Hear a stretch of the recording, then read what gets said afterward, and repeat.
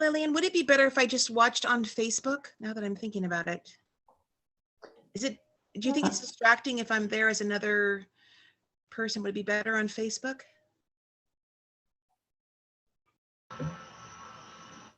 I think she has us all muted because she is waiting to stream the video on Facebook. You're fine. Karen, what do you think? Or not Facebook, we're doing it on YouTube tonight. Yeah. Should I go on YouTube rather? Teresa, we're on YouTube, so if you want to, you can go to the district webpage as a pop-up. Okay, That will might be take less you. distracting. Okay. All right, thank you. Mhm.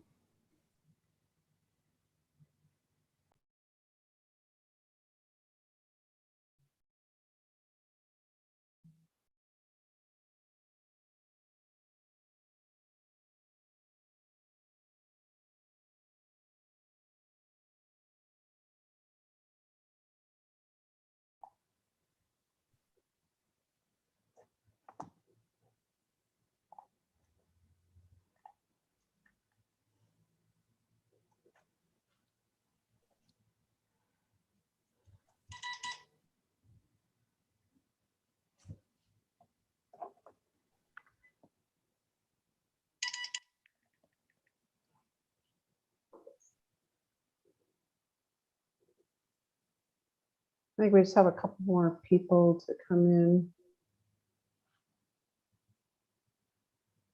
Mrs. Couture, you win the speed texting award.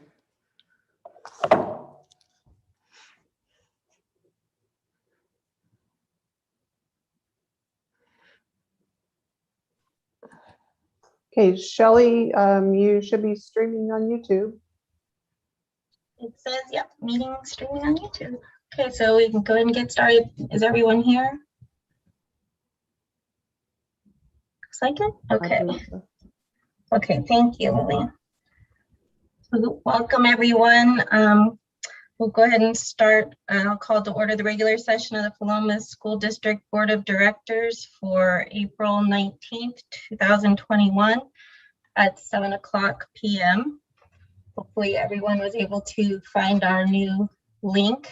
We're trying something new and going to start streaming our meetings on YouTube.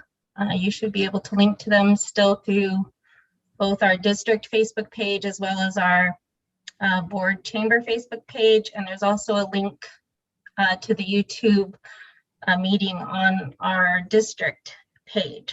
So we'll hope that it works this evening. Let's go ahead and get started with the pledge. If you will join me, please. Ready to begin? I pledge allegiance to the flag of the United States of America and to the republic for which it stands, one nation, under God, indivisible, with liberty and justice for all. Thank you. Okay, first, looks like, Lillian, did we get any public comments? Still no public comments or requests? No, there were no public comments. Okay. We'll move on to teacher appreciation.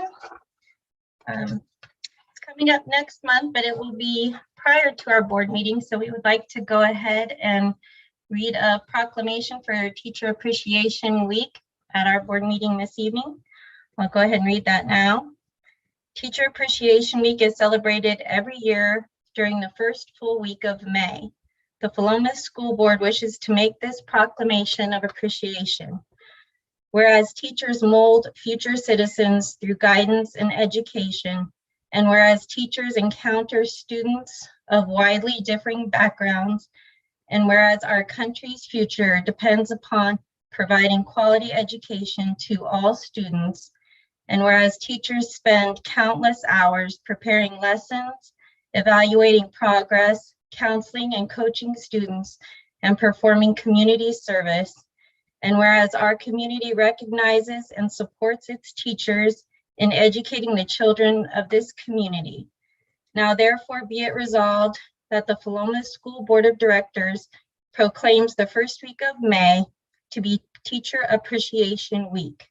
And be it further resolved that the Philomath School Board of Directors strongly encourages all members of our community to join with it in personally expressing appreciation to our teachers for their dedication and devotion to their work. Adopted this day, 19 April 2021. Thank you very much to all of our teachers. And if you'd like to do anything special for them, maybe drop something off or send in a note with your child or whatever you'd like to do, feel free to do that the first week of April. Thank you. Next, on the agenda is student government reports, but my understanding is that we do not have an ASB representative this evening, so we'll go ahead and move on. Mr. Dunham is sitting in. Oh, you are? Okay, welcome. We do have an ASB representative. Go ahead, Mr. Dunham. Thank you. Thank you. I am representing Lily tonight. She's indisposed this evening and wasn't able to do a report. I just wanted to give you a quick update. We have it with our kids back in school. We've been meeting with ASB in person. We don't really have a lot of chances to do the things we want to do, which is mostly feed students and get them together and do fun things. So we're going to have a Spirit Week, actually spread over 2 weeks so that everybody gets a chance to participate. We're going to have some dress up days and some other things going on, class competitions, and maybe cohort competitions too. We're giving that some thought. And then we are holding out hope for the possibility of doing some of our traditional homegoing week experiences in near the last week of school. We didn't get Powder Puff football last fall. We usually have Powder Tough in the spring, so we're trying to figure out a way to do that for everybody and have maybe an outdoor recreation night at school. Our number one priority there is to not do anything or have any organizational gatherings that might put graduation at risk. Our ASB officers are very concerned about putting graduation at risk. And so we're going to be very circumspect as we approach that, but we're looking forward to a few opportunities at least to get some things going all around in the school. Also coming up soon, wow, I think it's next week, is the PHS sponsored blood drive, which will take place at the Lutheran Church. And you can go on the American Red Cross site and sign up to donate there. We don't have our usual access to kids to go and donate. So we're looking hard at the community to be a part of that and keep our strong record of always meeting our blood collection goals up. So that's pretty much it from ASB for tonight. What date was that blood drive? Did you? No. That's okay, we can look it up. I want to say it's next Wednesday. I believe it's the 20. I believe it is the 28th, Dave. Yeah. Okay. So yeah, we'll try and help spread the word on that. Absolutely. Sorry about not knowing if it's short notice. That's okay. Would you like to just stay on? Are you also doing the PEA report, or? I am indeed, and I get the chance to do them both at one time. I've had a very long day, so I'd just like to say thank you on behalf of the PEA. Thank you to the board for their kind words and their proclamation. I just wanted to take. It's been a couple of months since we've been on as PEA making a statement, and I wanted to just keep it light and just say a couple of things. One, this transition back into school and the idea that we're making further transitions things have been going very well, and we greatly appreciate the cooperation from especially administration working with PA leadership and the teachers to make these transitions as smooth as possible. We had a great meeting with Susan today to talk about some of the logistics going forward and raise some concerns and answer some questions. And it's been a very open process, and we really appreciate that. We also want to thank our building administrators for keeping everybody, helping remind everybody to stay sane through all of this and stay healthy and make good decisions about their time management and all those kinds of things that go with adjustments during the year. I thank the support staff in the buildings, the classified staff, doing a great job to make things run smoothly, IAs and custodial staff and ground staff and everybody. Since the sun started coming out again, everybody's just been in a great, I think in a mostly great place, and that's really nice. Mostly, the members of the PA want to thank students and parents from the district for their grit, their determination, their willingness to stick with this year. This has been a very difficult year for everybody, and our kids are so resilient, and they're doing such a great job of keeping their heads on straight, and sticking with it, and getting work done and learning and thinking about. We were talking with Susan today about all the unexpected learning that's happened in the last 12 months. We may not have gotten through everything we would normally get through in the classroom, but boy, have we learned a lot of stuff. Teachers are demonstrating learning. Students are learning about things that they never knew anything about, especially technological things, and especially just about self-discipline and setting schedules and learning how to kind of run their own lives a little bit more. And those are all, we want to look at those as all really positive learning outcomes for everybody, and just congratulate everybody. We're not done yet. We've got 6 weeks left, but we really feel good about where things are heading. And so we appreciate everybody's support, and PEA wants everybody to know that we're here for the long haul. Thanks. Again, thank you for all that, and thanks to all the teachers. Does anyone have any questions for Mr. Dunham with regards to PEA or student government? Okay, got off the hook good. Thank you for joining us. You all have a nice night. You too. Okay, next is the OSEA, Ryan. I believe I saw you. Hi, welcome, Ryan. Hey, Shelley, and hello to everybody else, board members and the school district community. Going right off of what Mr. Dunham said, I just want to start off by thanking all of our classified and our licensed members for their continued efforts and work they're putting in to support students and families, especially as we transition more into in-person learning. Most of our members have returned to building to assist with hybrid learning at all levels this month. We heard from members that the elementary school transition to hybrid went really well, and nearly everybody was happy to see students returning to the building.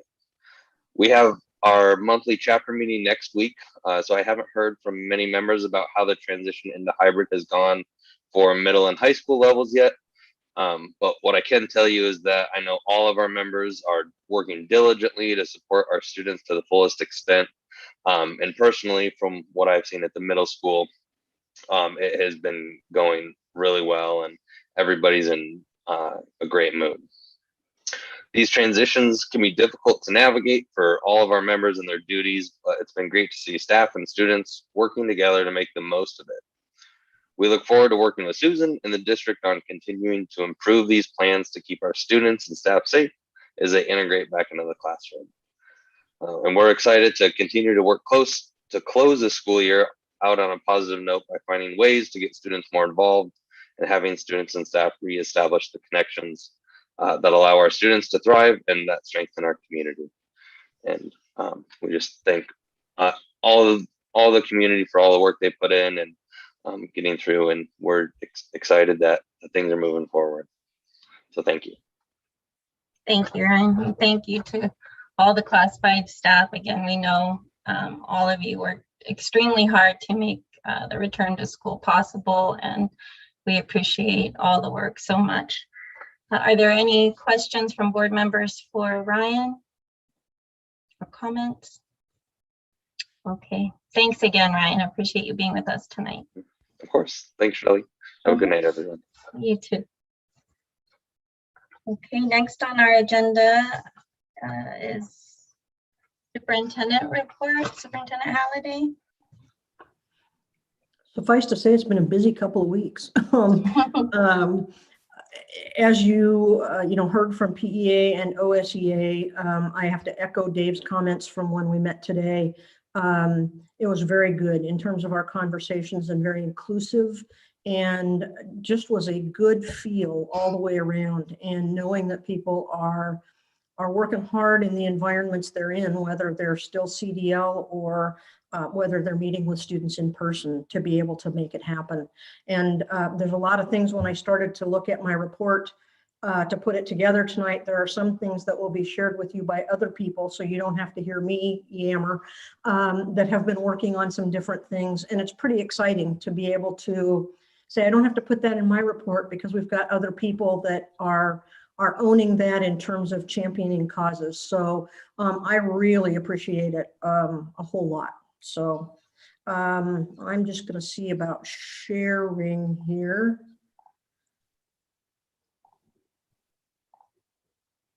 And you should be able to see a superintendent's report April 19th. Yep. Okay. And so I wanted to echo also that while we appreciate our teachers and our staff all year, we do set aside that week. And in messages I put out, I try and pick different words that can be defined and things like that. And I think today had flexibility and elasticity and I'm sure there was something else in there, but it's really been a year of needing to be able to be pretty elastic in the way that we've moved forward. And I appreciate that greatly from all staff. It's been wonderful. I think I had mentioned in a note to our teachers or to our staff that I really feel good about some requests I've made of some people and they've told me no. And by telling me no, they're telling me I need balance in my life. And I appreciate the trust in their ability to be able to be honest and make those kinds of statements and to look out for what they need. So greatly appreciate our staff. The last updates to our Ready Schools Safe Learners guidance came out on Friday, April 2nd. Since that time, there have been some updates related to summer learning and some grant funds that are available for that. I'll touch on that just a little bit, but those are the elements that really have changed since our last meeting.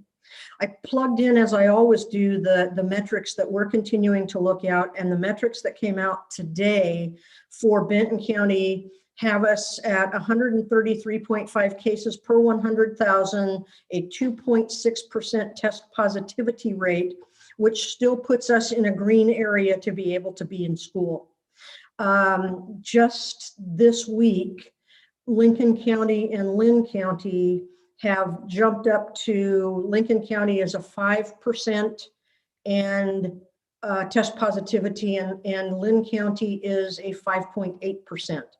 And so we're seeing good things in Benton County right now, and we're working real hard with Benton County Health Department to be able to make sure we continue our due diligence and continue to see that happen and ask them questions consistently about Philomath.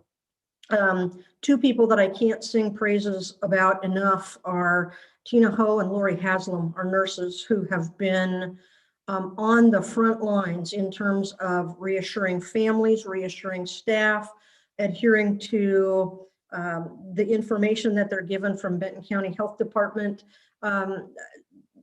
They're outstanding. So just appreciate what they're doing for us. And you'll hear a little bit more about that when we talk about some COVID cases in our schools. Athletic participation is still in a high county risk level, and we're now into spring sports participating in contests. So we have baseball, softball, tennis, and track and field. We also, if it has not already started, will be starting soon. Philomath Middle School is going to offer track and field for interested students. And the other interesting part of it is their competitions will be virtual. So Philomath will race in Philomath and times will be kept, and those times will be shared with other schools. So rather than mingling and getting schools together, the times that different schools record at their own site will be forwarded to the whatever repository is to be set up. And that's how they'll determine race winners in different series of track meets. And so it's kind of a unique way of being able to do business that keeps our kids safe. We don't have to do a lot of traveling, and our kids get the opportunity to run and jump and throw and participate in a great activity. We have talked about returning students for additional time in school. As we know, our neighbors around us are looking at doing return. Everybody in our area, except in our regional area, except Sweet Home, who is remaining hybrid right now because of some space issues, are bringing kids back to school for more time. And so we've invested a lot of our leadership team meetings in really talking about what does this mean and what does this look like for us, rather than making a quick decision that doesn't take into account a lot of things. And our primary interest is being able to provide what I've called a rich, well-rounded experience for our students, which is more than straight academic. It's an opportunity to be able to engage in all kinds of experiences within the school. And the other thing one of the other things we committed to is relationships with teachers are so important that we have no desire to upset the apple cart of wholesale changing classrooms and changing teachers. And so if that had to be a part of our decisions, if we choose to come back, we would err on the side of not doing that, because the relationship is so key with our students. So like Dave said, we've had some great conversations and kept both unions up to date on what our thinking is to be able to take a look at this. So our considerations that we are looking at have to do with classroom schedules, classroom capacity. So do we have enough space to fit all our students? The start and end time for the school day, that's really important in part because of the more consistent we are in our start and end times as schools, the easier it is for our busing to take place, so that we have students that aren't spending such a long time on the bus to get to and from school. And so that's been a consideration in being able to look at start and end times. When we think about 4 days a week, it's not your traditional full school day that we're looking at in terms of 8 o'clock to 3 o'clock. We've got to make some shuffles to be able to look out for those students who are continuing in a CDL model as well. So we're looking at the consistency of time and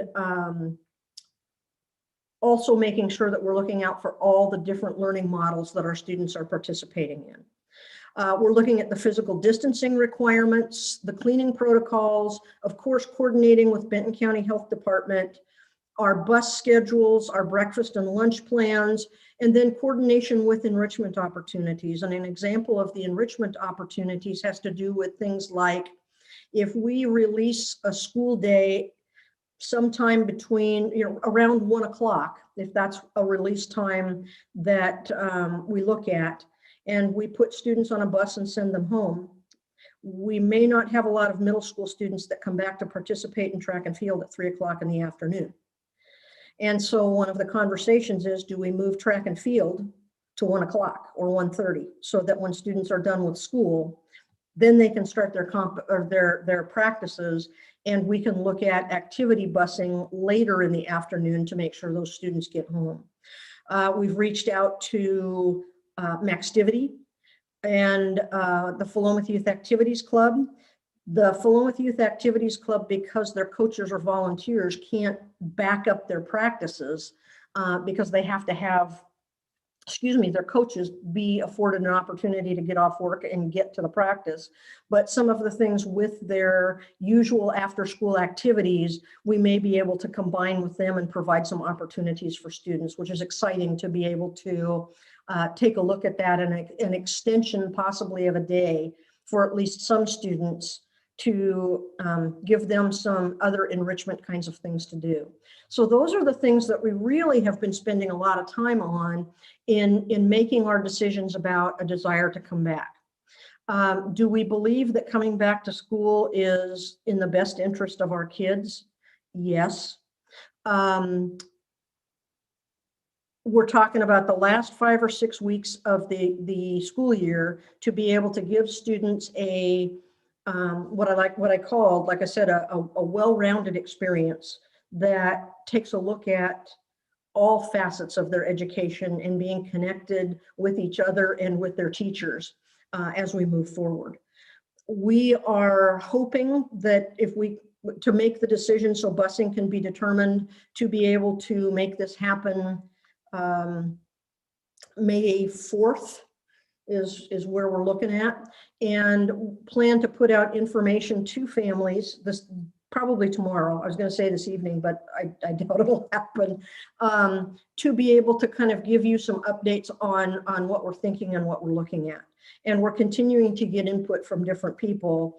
But if we can make all these criteria come into line and the schedules are consistent, then we believe that it's a good thing to do to bring our students in for more days in the week. It will also continue to honor those students who are choosing to be in a CDL learning environment. We're going to have to pay special attention to make sure that we've got capacity in our classrooms to be able to handle students that are with us. And so we continue to watch that and want to make good decisions about where we're going. Right now, it looks like a strong possibility that we will be able to move ahead with this model. We've got some work to finish with PEA, with some conversation that we had today about just being able to lay out, excuse me, pardon me, just being able to lay out clear information so that staff are aware of what the changes would be and what we're looking at. So that's in process right now. One of the concerns that has come up has been some recent COVID sightings, if you will, in the schools. And so wanted to be able to get out some information to you. Since the school year began, we have had COVID cases come through in the school district, and they have been maybe one here, one there, and we've taken some limited in-person small groups and quarantined those groups out of need. Benton County Health Department has reviewed our protocols, says you're doing the right thing, and says this is we're in a pandemic and this is part of it. It's kind of like you get a lot of students together and staff together, and you see more colds, you see more flu. We are still sitting very good in terms of our case rates here and what's happening in the school. So I asked Lori Haslam to be able to provide me with where we stand right now with cases to date and quarantine. So you can see in there that the case numbers aren't large, but the exponent in some situations of having to quarantine makes a difference. So this just provides information about where we are right now, and we continue to watch that. One of the questions I got today is, at what point would we say, no, it's probably not a good idea to have all our students back? We're listening very strongly to what Benton County Health Department has to say. And right now they're telling us you're good to move forward, but wanted to be able to keep people aware of cases and information. We do have to be thoughtful in terms of the need to know and the information we release. There are a number of people that would like to know who and how much and all those kinds of things. And there's just some information we can't share with everybody. But we're getting clearer on the communication protocols as we keep moving, and encouraging staff to ask if they don't know. And asking is a proactive part of being in the team, which everybody needs to be, because we all have to learn it together. So if somebody says, I think I should have been told about a potential contact, then that lets us know, we missed a spot, or no, you don't, or any of those kinds of things. So it really behooves us to all work together and make sure that we're asking the questions and being able to get clear on any questions we have. So that's the COVID information we wanted to put out there. And because some of it is more recent, it was just needing to put out what the numbers really look like. Put just a couple of things. We sent out to our staff a reminder if there are any students who honor and practice Ramadan. And that was from the standpoint of if students are fasting, which means no food and no water from sunrise to sunset, they may be hungry, dehydrated, and things that we would just watch out for that aren't just natural, I'm angry or I'm upset. there are some things that are going on that we just need to be aware of. That's all. Summer session, we've learned a lot about some funding that's available that the governor set aside, and working on plans for what we can do to address a summer program. So stay tuned. There's going to be more information being able to come out. We've already asked staff if there would be an interest in teaching as a part of the summer. And so we got some input that way, and we will be reaching out to families to say, if we have, well, when we have this as a summer opportunity, will your child participate? And that will give us some idea of where we need to go and how we need to set things up and staff it. So there's some pretty exciting stuff happening and in the mix to plan. The other thing I put on here was the Student Success Act. And I asked this that will come also as part of the technology report this evening, but also need from a student investment account accountability to be able to ask for the board's approval if it chooses in a budget change for this current year's expenses. And I'm just going to look at that, and we'll come back around to it when we do the technology report. In this year, we had set up what we would do, and that's in this chart that I've put up. And we've really had an unanticipated adjustment that we didn't expect.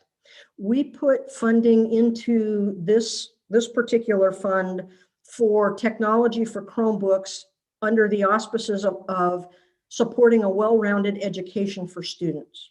What we didn't do was put anything in there for health and safety. As we've returned to school, there are a few things that we've found. One is the amount of time that we spent in CDL caused us to not hire some particular folks that we needed or wanted to work with our schools over the course of this year. So those budgets are smaller. We haven't had to expend as much resource. Yet we've also discovered that we have need to be able to bring into line our intercom and bell systems, most specifically at 3 schools. They're tenuous at best right now, and we're looking at walkie-talkies and a variety of anything to be able to do that. And this is a change we believe that is important to make for communication purposes for the health and safety of our students and staff, to make sure that we will have now and into the future reliable communication, more reliable communication, to be able to reach out to classes, have classrooms be able to reach to the office, and more important, have the integration to be able to look at any of our security protocols. So emergency alarms, things like that, that we can look at melding together within that same process.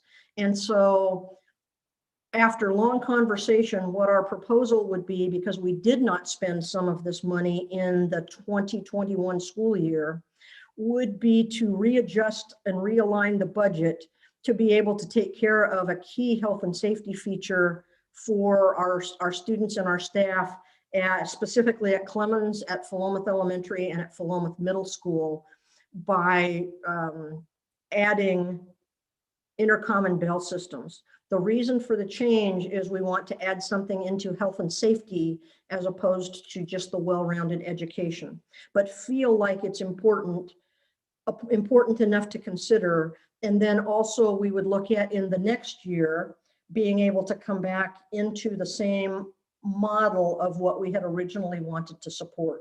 So we see this as a one-time expense to be able to take care of need with funding that we have and a project that is allowable, and take care of that and make sure things are working. So like I said, this will come back around, but we'll need approval from the board to be able to adjust the SIA budget.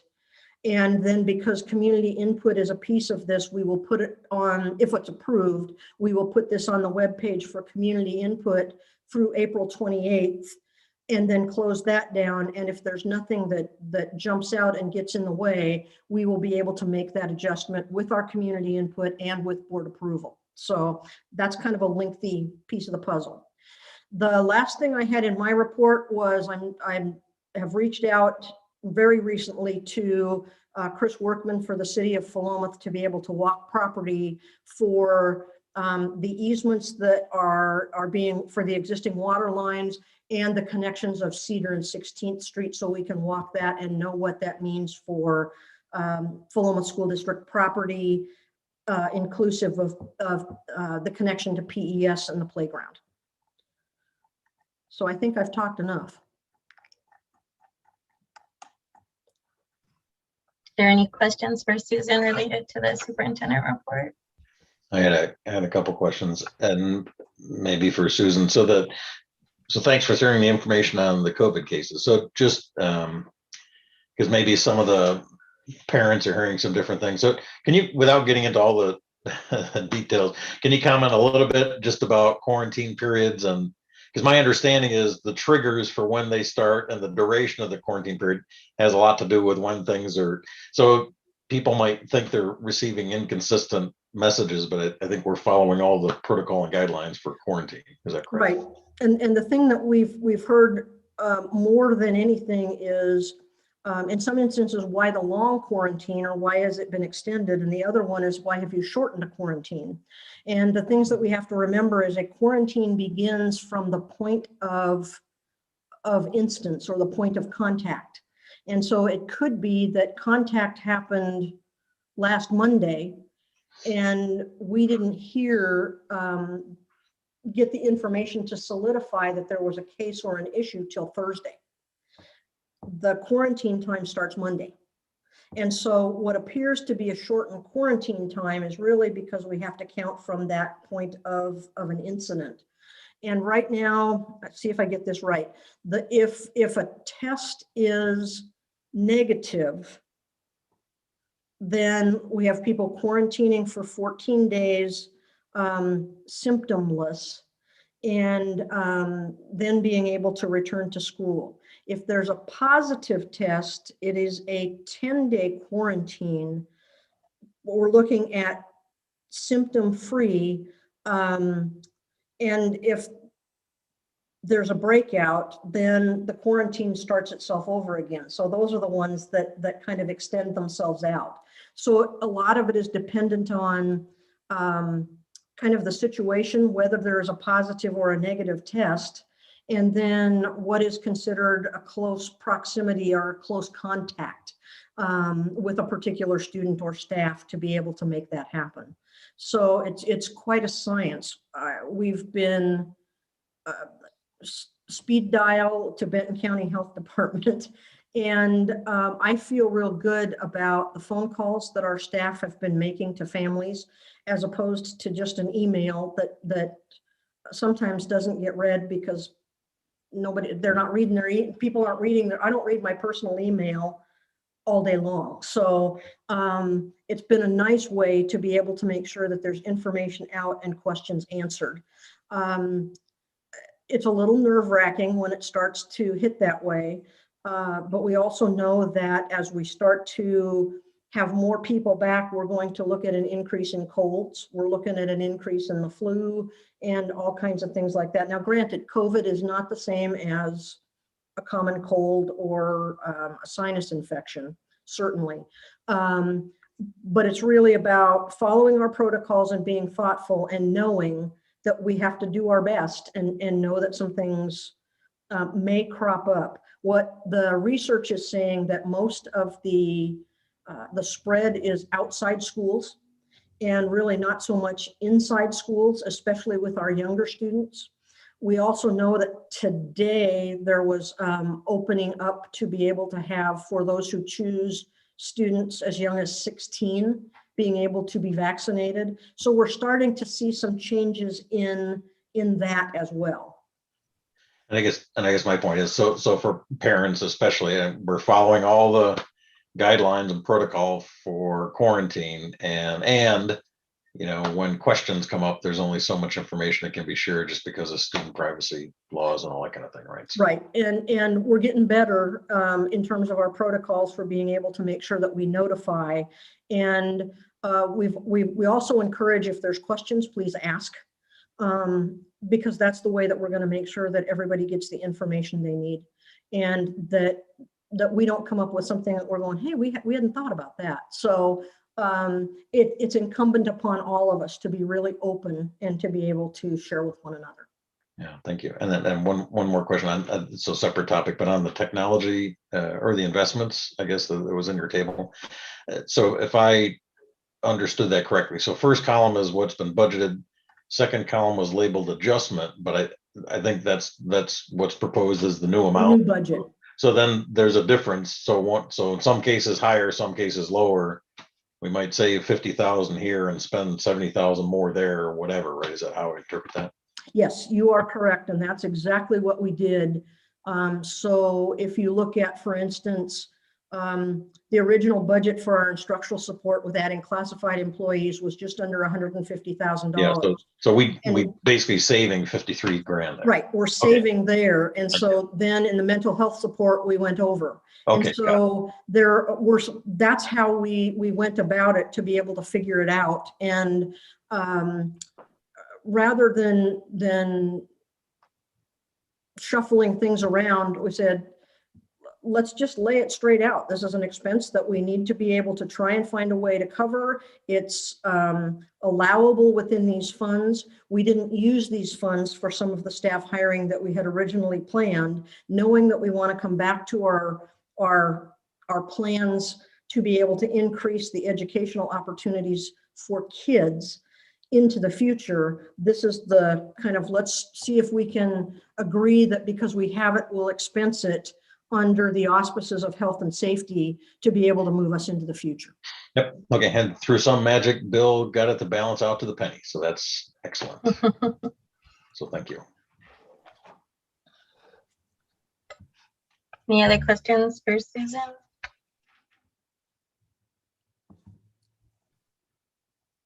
I would just add to your comments, Jim, that just so everyone understands that because we are a public school district, we are required to follow the Ready Schools Safe Learners.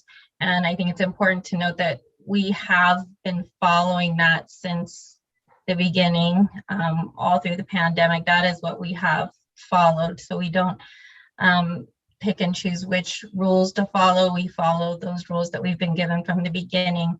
We realize they don't always make logical sense. It's just not our choice. So we've been consistent in terms of the rules that we have to follow. So we understand there are frustrations out there, believe me. And maybe one other question, Shelley, while you bring that up. So my understanding is we're still, as a board, we're still under kind of a different set of constraints as far as numbers of people that are allowed to meet in public and all that kind of stuff, right? So we fall under the same rules as athletics. Again, I know that doesn't make a whole lot of sense, and we understand that it does not, but we are in the high risk category, which is limited to in-person meetings, as well as the athletics have to follow that same county guidelines, so which is separate from what the school guidelines are. Correct. Yep. Okay, thanks. Yeah, thanks for pointing that out. Anything else? Okay, thank you, Susan. Appreciate that. And next we have the finance report. Bill, go ahead and turn that over to you. Great, thank you. And if anybody can figure out how all those rules work with who can be where and how many people, then kudos to you. I'd like to get to shake your hand. Good evening, everyone. Just briefly, information from the business office. We're heading into the last quarter of this fiscal year. I know it's hard to believe, and I've already been contacted by the auditors to get started on that work. So, no rest for the weary. But what we're trying to do is preserve as much cash as we can heading into next year. With kids coming back on site, that sparked some more activity. But I think we're doing a pretty good job of keeping the train going down the tracks. And I just want to give a quick shout out to the district office staff, because a lot of times they just kind of are in the background and they're chugging away, doing everything they can to keep things going. And I appreciate their work and their help with all this. So again, I'm trying to keep as much cash as possible because, and as I'm going to detail in the budget committee meeting here in a few weeks, right now the projections coming out of Salem for next year's funding aren't really that good at this point. The governor's budget was $9.1 billion, which is only $100 million more than what we're currently being funded at. So it's not a huge increase, and costs are continuing to go up.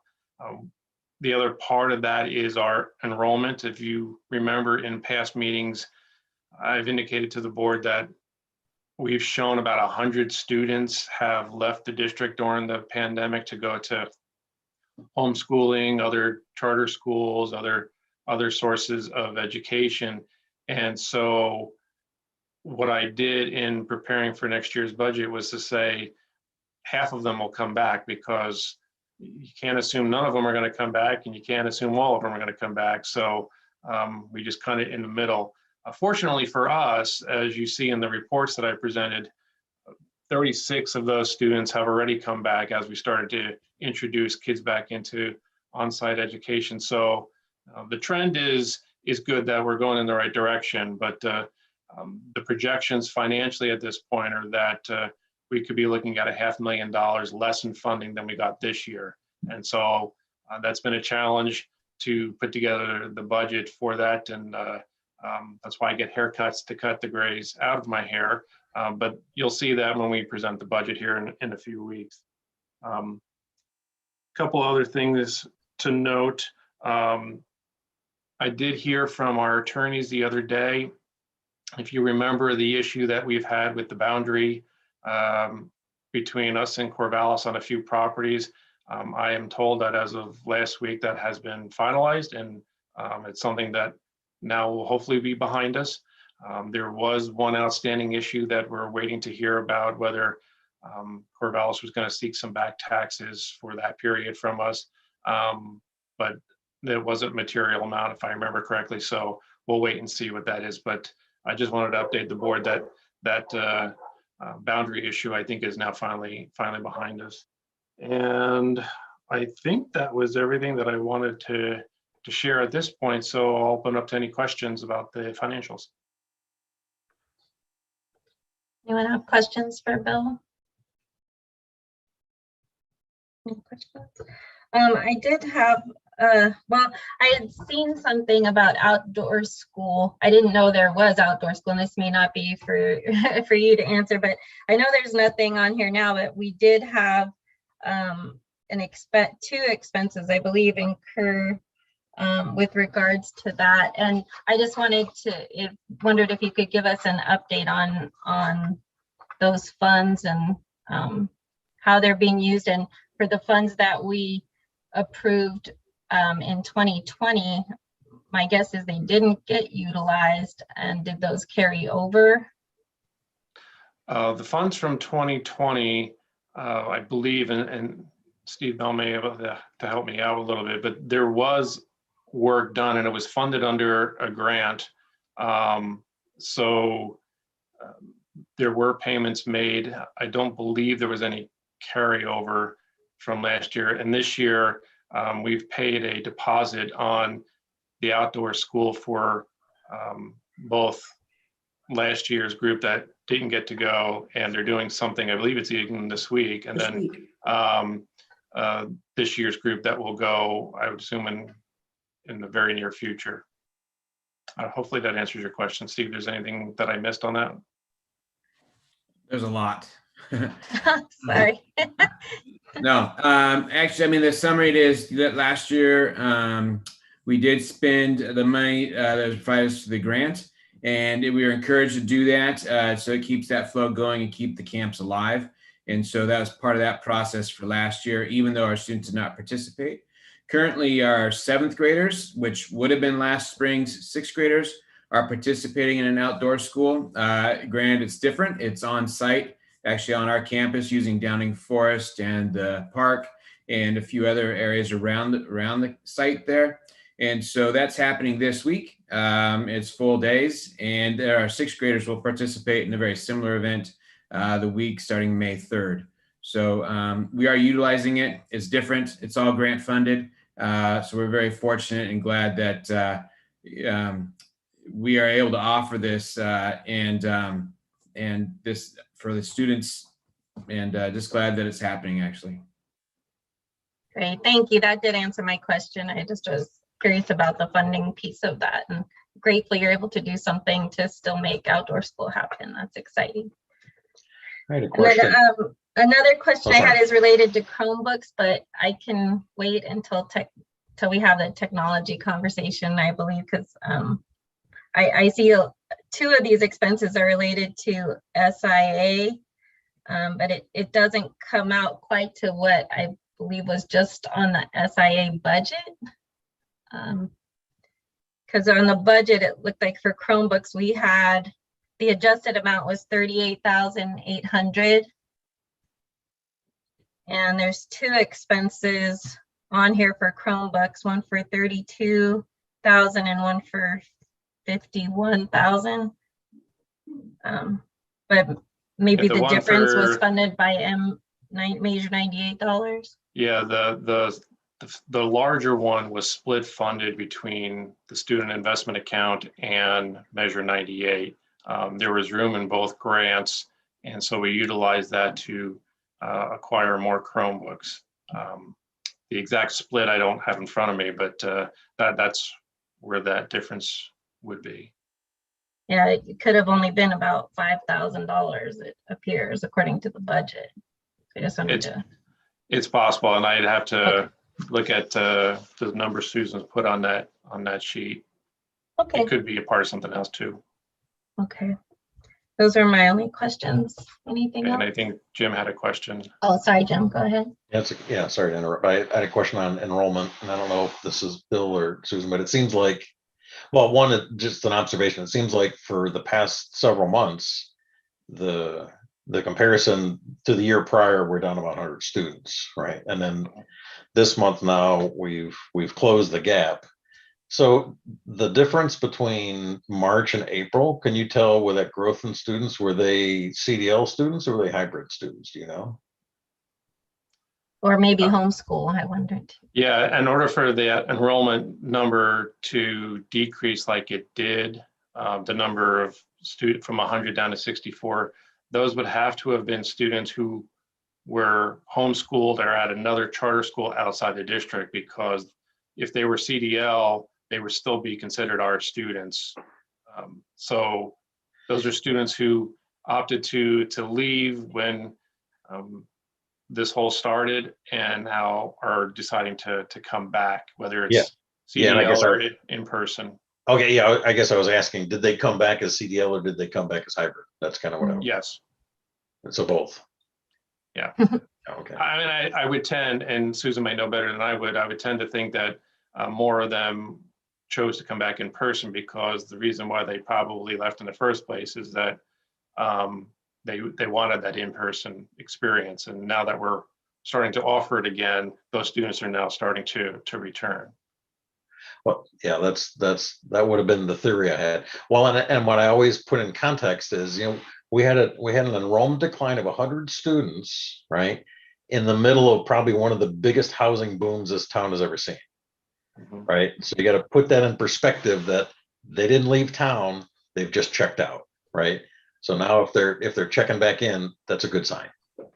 Right, and the challenge we're going to have, and again, we'll detail this more with the budget committee, is that even if they all came back now, I won't be able to determine the effects with the state until probably in the fall, unless everybody is experiencing that. And then we can all submit updated numbers and have an adjustment on the state school fund, which we still don't know what the legislature is going to fund us at this point. So This is something that we're going to be dealing with well into the start of the next school year. Yeah, I get it. Yeah, I get all that. And I was more of, to me, it seems like it's a signal. We started hybrid and we're closing the gap. I mean, to me, that's a pretty clear signal. But that's just my opinion, I guess.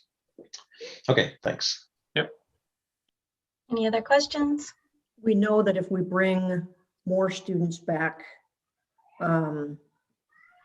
more times in the course of the week, if we up that to 4 days a week, we also understand that there may be some students or families who say 2 days a week I could tolerate, 4 days I can't. And so I'm going to choose to go CDL. And so we know that the likelihood is that we'll have students move both ways. And we're watching for numbers for capacity, but it's really about respecting the choices of families, whatever those are, and being able to make decisions that work for them. Yep, agree. Yeah, good points. Thanks. And another potential positive thing to go along with that, Jim, to answer your question is, you alluded to the housing development that's going on. As far as we can tell, we've not seen a significant increase in enrollment numbers from that new construction. So it's possible that in the fall, we will see that number rise with additional students.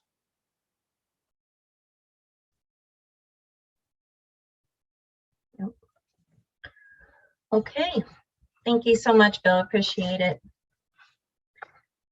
So we're on to the strategy and discussion section. We are going to switch things around just a tad. We're going to start with the graduation plans, which is on page 37 of your packet. And then we'll go back in order with the, starting with the school calendars. But I'd like to go ahead and invite Mr. Bassard. There you are. Here I am. And I think Dan Johnson's also joining me. Okay, hi Dan. They're from Disneyland because as everyone knows, this is that first year that we are combining both the high school and the academy in a graduation ceremony. And as probably many of you know, that actually graduation planning begins in September. We have a laundry list of items that need to be taken care of. And obviously with, 6 weeks or so to go in the school year, we are progressing quickly toward a graduation ceremony all year long. And even speaking with senior parents, we have said that we are going to do much like we did last year and have a graduation ceremony at Clemens Field on June 5th. As of right now, our plan is, or our preliminary plan is to have 2 ceremonies, much like last year, one at 10 a.m. and one at 12 p.m. And with 2, split our senior class into half, limit the number of tickets that we have for families. But this is all dependent upon metrics, and those metrics can change. So even as Dan and I have planned and with our administrative assistants, real quick, by the way, Wednesday is administrative assistant day. And, behind the scenes, they are the backbone of everything that goes on. And we thank them for everything that they do in helping the success of our schools. But as we start to plan, we've been looking for the 2 ceremonies, and speaking with Susan, we believe we should plan for the 2 ceremonies and then be able to adjust to 1 if we can. If you recall last year, we in fact at one point had planned for 6 separate ceremonies. And then on the Tuesday prior to graduation, working with Benton County Health, they opened things up for us and we were able to have 2 ceremonies. And I think we were very proud of the ceremony we had last year under difficult circumstances, where many schools did drive-through ceremonies or virtual ceremonies. We did not. We kept as many of the traditions intact as we possibly could, and we plan to do the same this year. So what I provided in your board packet was a quick PowerPoint, and just talking about some of the important dates. These are not all the important dates, but some of the probably the more important dates that are soon to arrive, and that is May 10th coming up. We will have a senior meeting to discuss graduation, our transcripts. The senior class will be picking their speakers. We're going to look at music, and honors convocation, fees, etc. May 17th, we will conduct our auditions for graduation. On June 2nd will be the honors convocation. It will be virtual again this year, much like what we did last year. June 2nd will be the last day for our senior class. Our senior checkout will be on June 3rd, the Thursday, June 3rd. We'll have the cap and gown handout. As of right now, by the way, all of our stoles are in. We have all graduation announcements that have already arrived, and then the peripheral senior material that has been handed out, but caps and gowns will be handed out on that day. We will have our graduation pictures this year, both individual and class. Talking with the other administrators, and I can't thank them enough, we will have our graduation, our graduate parade through the other schools, because again, folks, this is something we tell our seniors. This is just not your graduation. This is your parents, your family's graduation. And this is also honoring the other schools in the district that have been an integral part of your educational journey. So it is a neat event. Our seniors will march down to PES, to CPS, and to PMS. The only difference probably this year, and we're still in the planning phase, and we'll see what happens as we come closer, that that walk through that ceremony will be outside instead of walking through the halls of the school. But we are happy to be able to do it. And I know the other district administrators were gracious enough to put that in their day. And with the chance of us having more students in school, that'll make it all that much nicer, because it is an inspiration. It is something for all of our young students to look at, because this is the ultimate goal, to have that cap and gown and marching across the stage at Clemens Field. When we come back from that parade, we will have our graduation practice, and then of course June 5th graduation. Again, and Dan, go ahead and please jump in here. But what I provided in the packet was what we did last year, and in the two ceremonies, we were able to separate the two crowds effectively by conducting the 10 a.m. ceremony, basically with the parking and the people coming into the ceremony from the north into the south. So parking at Philomath High School and all the entranceway from the north portion of the stadium, with the 12 p.m. ceremony parking over at the middle school in the primary and entering from the south. And then I'm in conversations with our yearbook staff right now. Last year, we were able to clear the stadium rather rapidly because we had the yearbooks available to our senior class at the end of the ceremony, and that was the time that they could pick up 3 free transcripts. So it was interesting. They threw their cap and they wanted their yearbook. And so by them exiting, brought all the parents out, then we could bring the cleaning staff in and get in rapid fashion.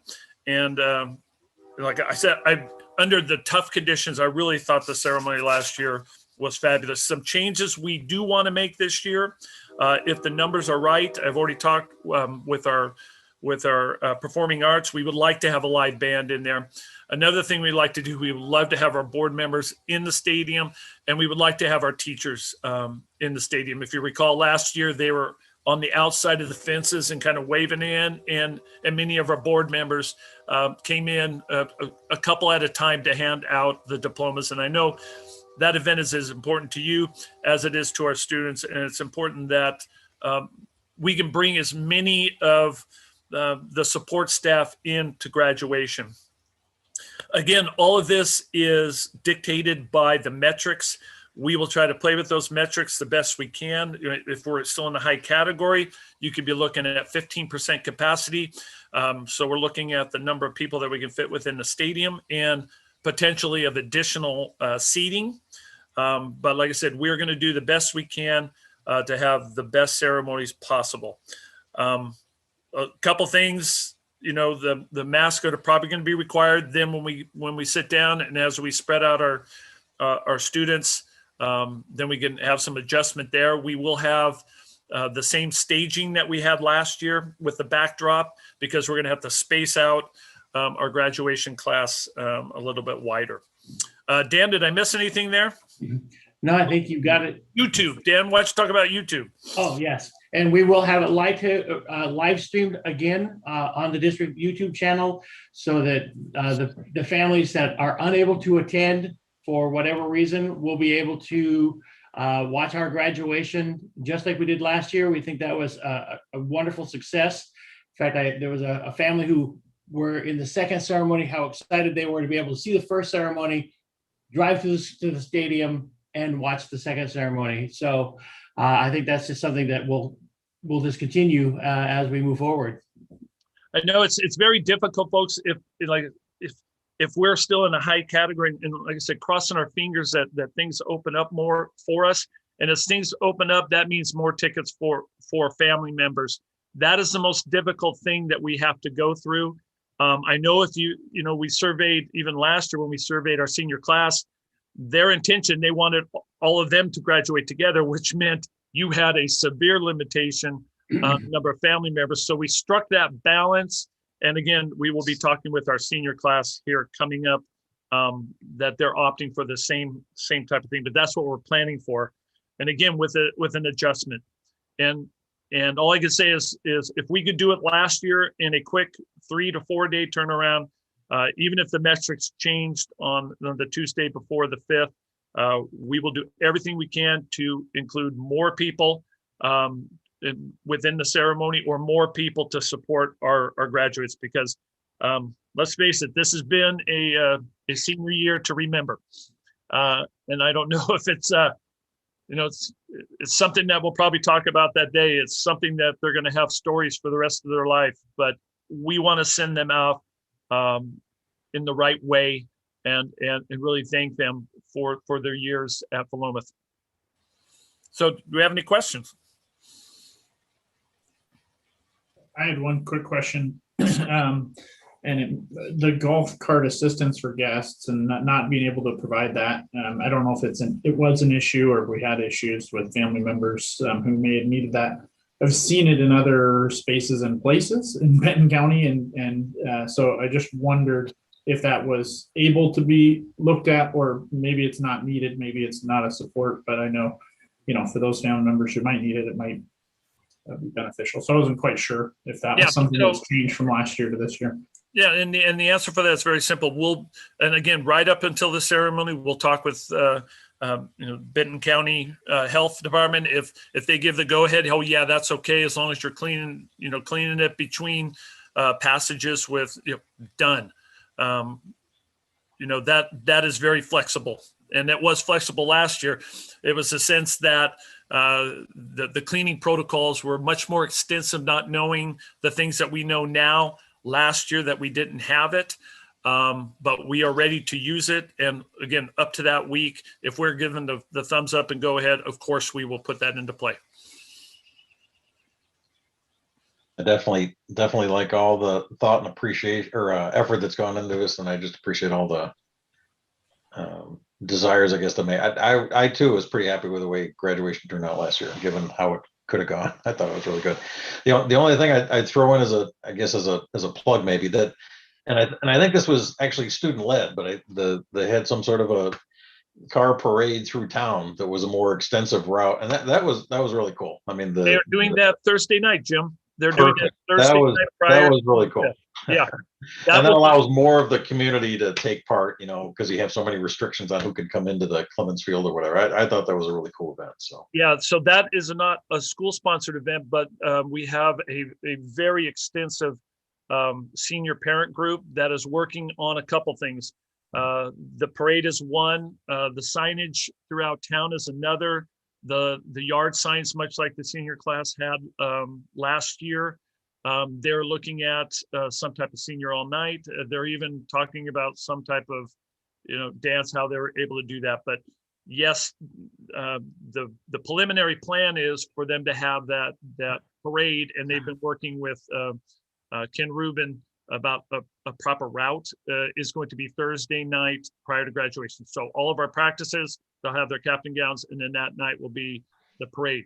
Any of the other activities will be post graduation. And as Mr. Dunham talked about, that is something that it concerns all of us. So even, as Dave, him and I were talking today at school, any events that we do, and I know it's on the top of the mind of our seniors, we just don't want to jeopardize or do something, I'll use the word inappropriate, that can possibly put graduation at risk. And I know that sounds kind of Chicken Little as we run around, but we don't want to do anything that jeopardizes graduation. Yep, I agree. It'd be very interesting to see what a socially distant high school dance looks like. I'll tell you that much. Good luck. That's why we tapped out of that one too. It's like, good luck on that one. Well, good luck planning that. That sounds like quite a challenge. Thank you very much. And I got to thank, like I said, I got to thank our counselors are a big part of this, our administrative assistants, Dan, Beth, the whole crew that we have that puts a lot of time in. And then of course, the people on the front line, our teachers. Great work on the part of the team. Thank you.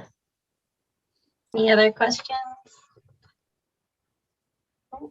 Okay, thank you for that update and also for, like Jim said, all the hard work you guys are putting into making this as special as possible for this class that has had anything but a normal year. So we appreciate that. And thank you also for pointing out that Wednesday is Administrative Assistant Day. We definitely appreciate everyone in the district that supports us and would ask anyone else that would like to acknowledge that, just to remember that's this coming Wednesday. Okay, thank you so much. Okay, now on to school district calendar proposals. So we had four versions, but it's really just two sets of version one for the next school year, and then again for the following school year, and then version 2. So I will let Susan update us on the difference between those two, and if you could also just update us on the results of the surveys that were sent out. And I'm going to turn it over to Beth Edgman and Abby. Oh, sorry. No, that's fine. We had a great committee working on things, and I think all of us now see spots when we look at calendar dates because there's so many different things to count. The committee's been great. The last meeting I had a conflict, and so Lillian took it on, and Beth and Abby said they would share this evening, and so the work of the committee's just been stellar. So I'll be quiet and let them share. Great. Beth or Abby? Go ahead, Beth. Well, I don't have the information from the survey. Do you have that information, Abby? No, Susan, we're going to need you to share the survey results. We can talk about the different. We'll talk about the calendar. Yeah.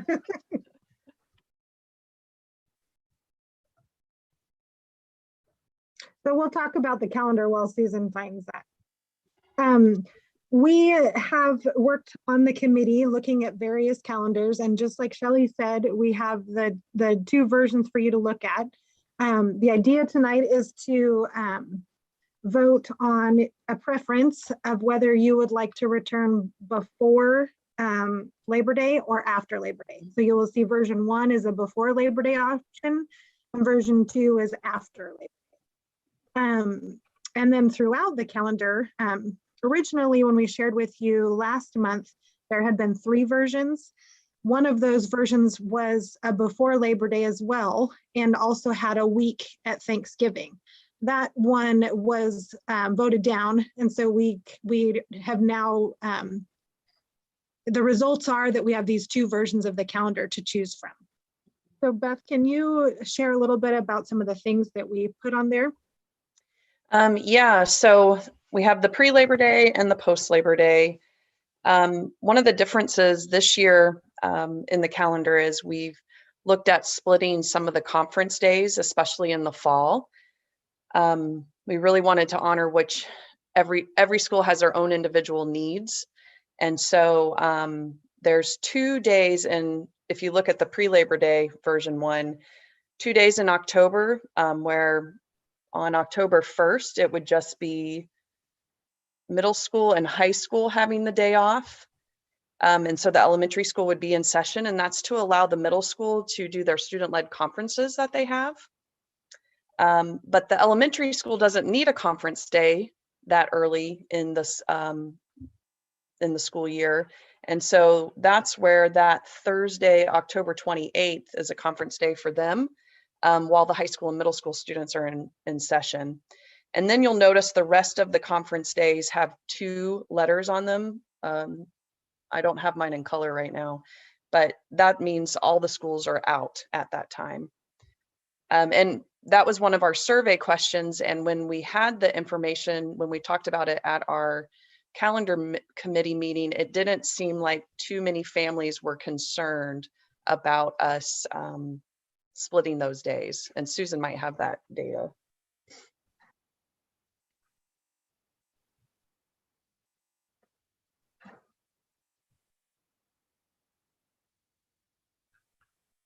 Okay, I'll keep talking then. One thing that we also added on each of the calendars was in June, we added a second graduation day, because after this school year, the Philomath Academy will have we will have our own graduation ceremony. And so we scheduled that in for the Friday, and then PHS graduation will be on Saturday.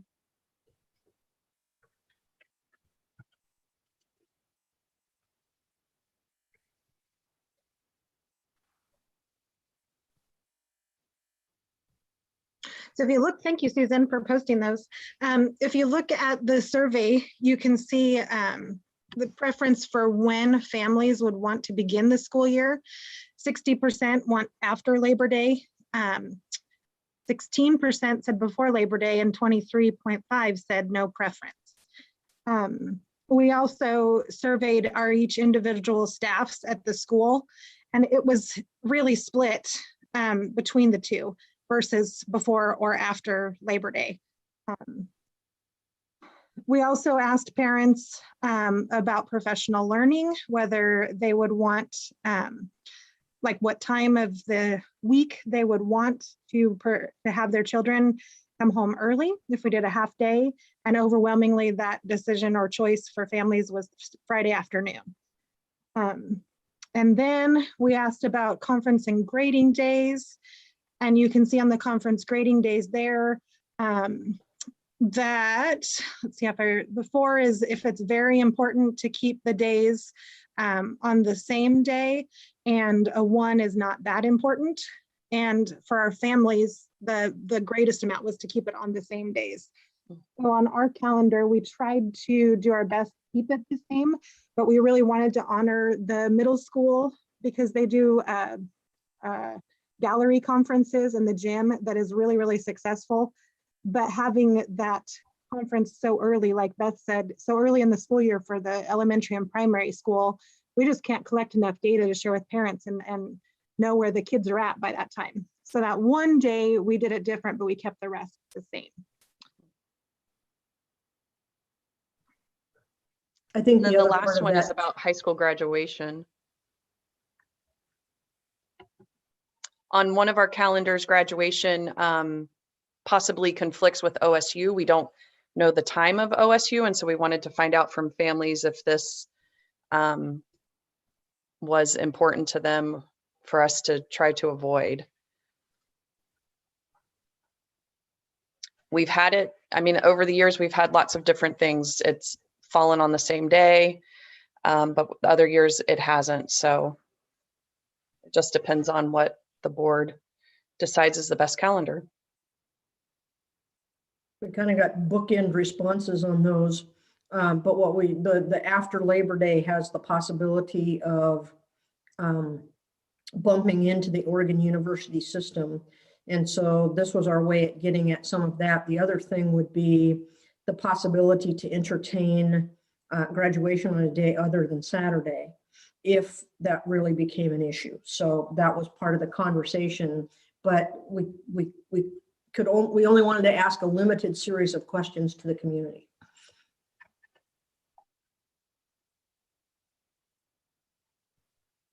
Can you expand a little on the reasons why why teachers or staff were split in terms of starting before or after Labor Day?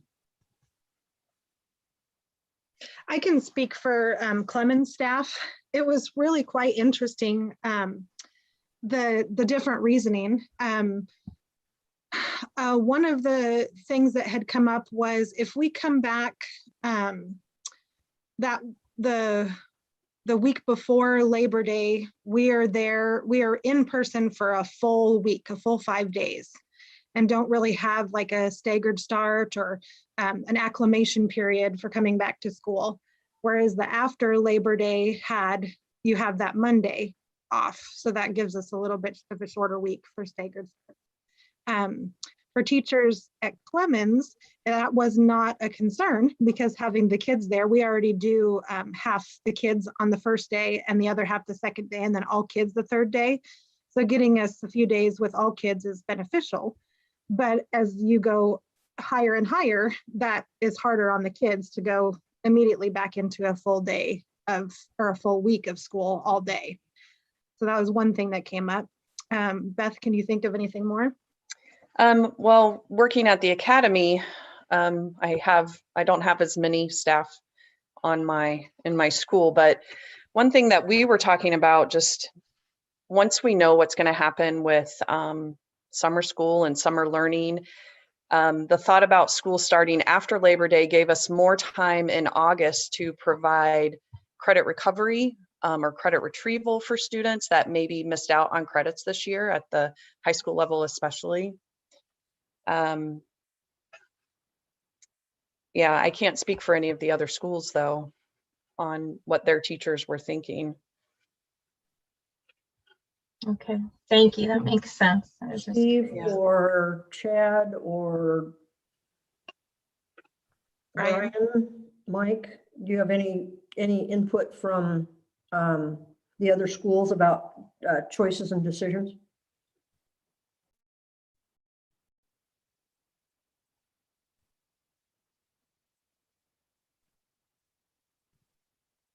Oh. I believe I mean, I give you a lot of anecdotal data, just history of time and how we've come up with calendar, but I've not actually have any real data from staff and their input. But I can comment on if there's questions just historically, what we've done and why we've done things the way we have. I had a question maybe relative to that, then Steve's comment was that I seem to recall, and we've talked about this in the past, so starting after Labor Day means the school year is going further into June. There was a whole bunch of reporting requirements I had to get to the state by the end of June. So you start sandwiching that time, it ended up being a real pressure point is what I recall. And maybe it's for special ed or something. I can't remember the details, but is there any truth to that at all? Or is that something that maybe was rumor or used to be the case and no longer the case? It certainly tightens things up. The closer we put the end of the student year to the end of the school year, the tighter it gets to be able to get certain things done. Is it a deal breaker? No, but it just keeps things a little tighter. Okay, thanks. Any other questions from board members? Okay, and so you're asking that we vote on one of the versions at this time? Yeah, we'll need, we're looking for a vote whether you want to go pre-Labor Day or post-Labor Day, and then whatever the board decides, then we will ideally adopt the calendar for both the 21-22 and 22-23 school years. Okay. So I will just say I personally would like to go with the majority on the survey. I think that's important to recognize what works most for everyone in the community. And it appears we only have the one conference day that we'll need to separate, at least in terms of the older students in middle school. So hopefully that day can be figured out with enough notice on the calendar, since it doesn't occur till October. Any other board members like to comment or make a motion? Is there any recommendation, or is there any reason to not go with what seems to be the overwhelming preference? I can let the committee speak to that piece of it, but I really feel good about the vetting that all the members of the group did in terms of really being able to lay out the couple of very viable options. And I didn't hear anybody in the committee saying, well, we absolutely can't do that, or I can't live with that in any way. So I really do believe that there was a desire to be able to put forth options that would work. And rather than, I feel like if there would have been one that would have been this is the only way we can do it, then we would have come forward with one. But Beth and Abby, I'll look to you two especially, and Lillian. I really feel like the committee did a good job of being able to put out what the possibilities could be. I agree. And I really feel that the calendars that we put in front of you, I think each individual has their own preference of what they would want to be better. But as a committee overall, and as a district staff, from the feedback that we got, there was not any outstanding cry for one way or another, which that's why we wanted to present both of them, and you get the ultimate decision. I think I am talking over Anton. I think I agree with Shelley on this. I sort of was on the fence about which way I thought, post or pre, but the survey showing that the overwhelming % people wanted to start post Labor Day kind of speaks volumes, as well as the fact the key factor I think was the graduation, and really you have people on both sides. If one of those had been really different, then we could have really talked about that, but it's an even split. We're not going to make either of those groups probably happy. So that would be my feedback on the two calendars. Good job on putting this together.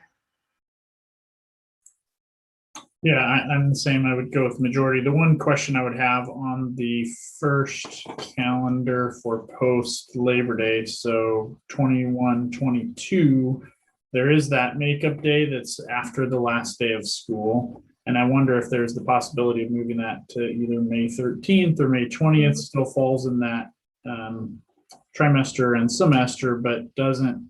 I just wonder about families who are going to plan their taking off the last day of school, and then if there's a makeup day, what that looks like. That's my only, I guess, comment, but I agree. I can kind of speak to that, why it's not in May, I guess. During the month of May, district-wide, we have state testing, and we're trying to get through that during that month, but also at the high school level, there's AP testing that falls pretty much every single day, the first 2 weeks of May. With advance notice, I mean, the snow is probably going to happen in February. And so we'll know early on if we need to use that day as the last day of school, move it back a day. But I think that's a big reason why when we talked about it as a committee, May is just so full of so much stuff we have to do. No, that's helpful context. And I agree. I mean, I think you're right. The probability of snow is going to happen well before that. You just wonder about how far people plan in advance. So I think there was some conversation about, now that we've done CDL, why don't we just get rid of makeup days? And it became very apparent very fast that when listening, it isn't as simple as flipping a switch, especially when we're talking about some of our younger learners who have learned how to be online. And if they've not been online and all of a sudden they have a snow day and don't know how, there's a learning curve to that. And so heard pretty loud and clear that the makeup days, at least for these couple of years, are important, that the transition is an essential if we were to look at anything like that. Well, I'll take a chance and make a motion that we adopt version 2 of the calendar for the 21-22 school year as provided in our packet. I second that. Great, thank you. We have a motion and a second for version 2 of the post-Labor Day calendar. All in favor, say aye. Raise your hand, please. Okay, any opposed? Great. Oh, we are going with version 2. And I want to thank everyone on the committee for all their hard work and the parents that contributed to the surveys. That's obviously extremely helpful for the board in making their decisions. So thank you all for your work on that. Families were appreciative of the opportunity to provide input, and so it worked out really well. I'm assuming that we're talking about the 2 years? Yes, for 21-22 calendar school year and 22-23. And it's we planned them as if we were starting a normal school year, knowing that anything can happen, but wanted to be as close to what we believe the possibilities could be from the beginning. So committee was awesome. Great, thank you so much.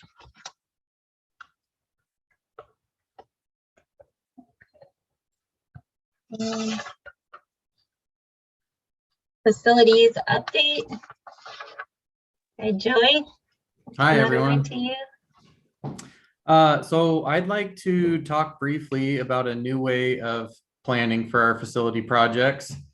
In the past, I've just presented a spreadsheet and showed you pictures and things like that. I think my objective here is to be, more collaborative in the planning process, so that when we're putting together a plan, it meets our budget and we can actually get the things done, if that makes sense.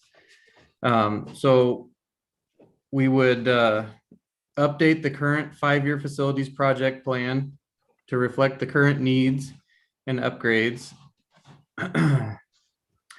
We would create a walkthrough and planning team made up of key stakeholders. So like building admin, 2 board members, the business manager and superintendent, and maybe community members. My plan is to schedule those walkthroughs to begin in mid-September. And the reason for that is we get it done early in the next school year and have those plans complete by December, so that when Bill goes to make the budget, we already have the background knowledge and know what we need to accomplish. And then, so our goal would be to refine the 5-year plan and have it ready for the budgeting process by mid-December. And then we would execute the first year of the plan, summer 2022. And then we would repeat the building walkthroughs and grounds walkthroughs the following years after that. And just kind of the main idea here is to tee up conversations for long-term building plans, which could lead to, expansions or capital construction bonds or new buildings. We don't know what our enrollment's going to look like with all the new construction happening.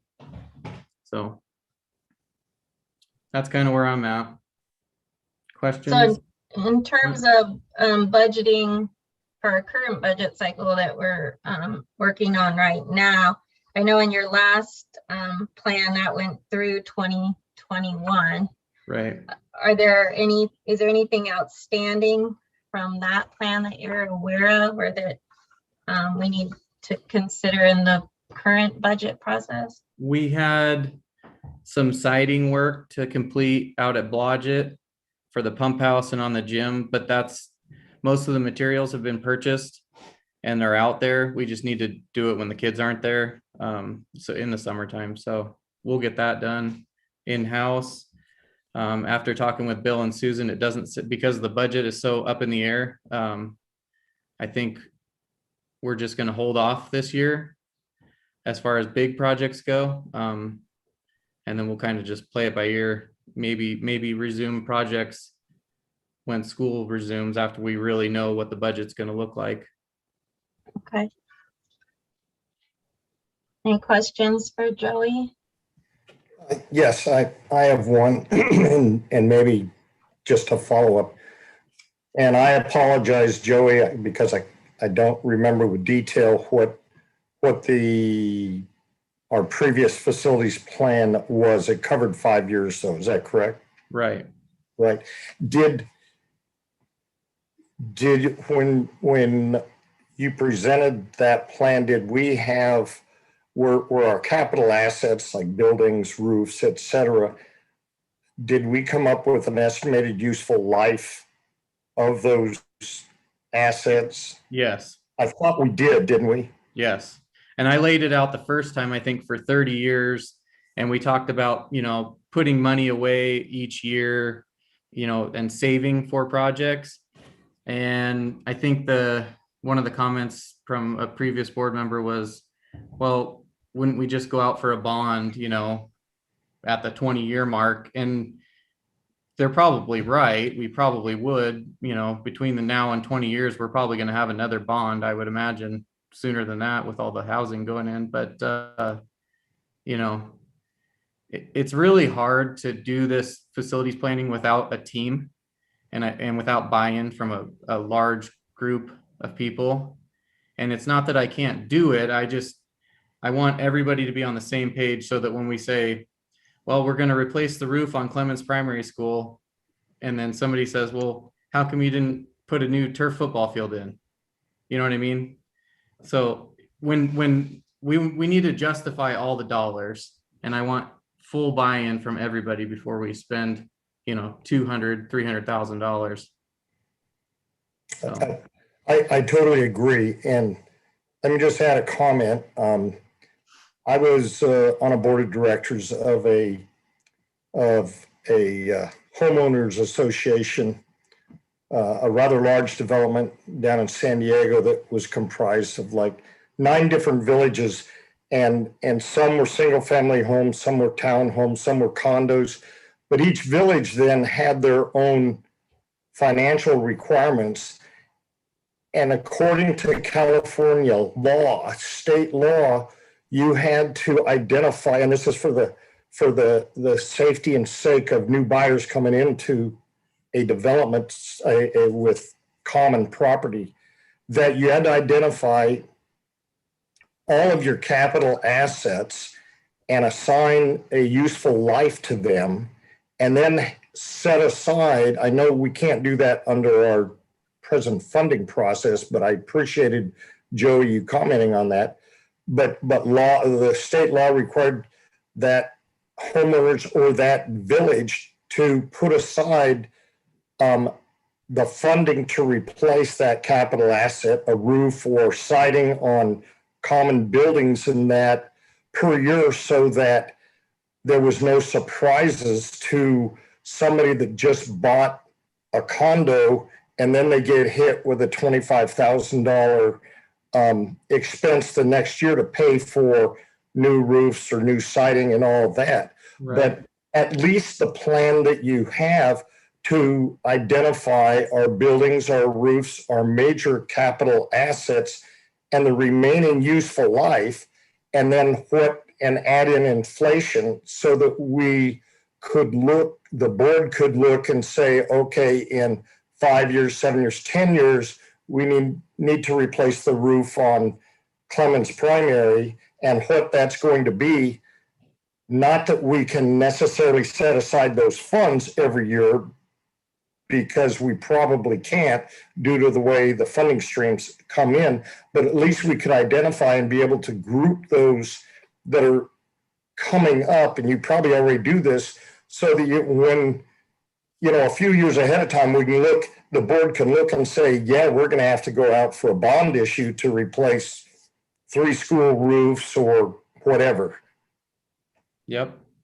No, that's I'm with you. I mean, I think that's the best way to do it, is to set aside funds, but it's really hard to do that because, as soon as you set aside $1 million, then people see it sitting in that account and they go, well, why can't we have it? We need to do. I totally understand that.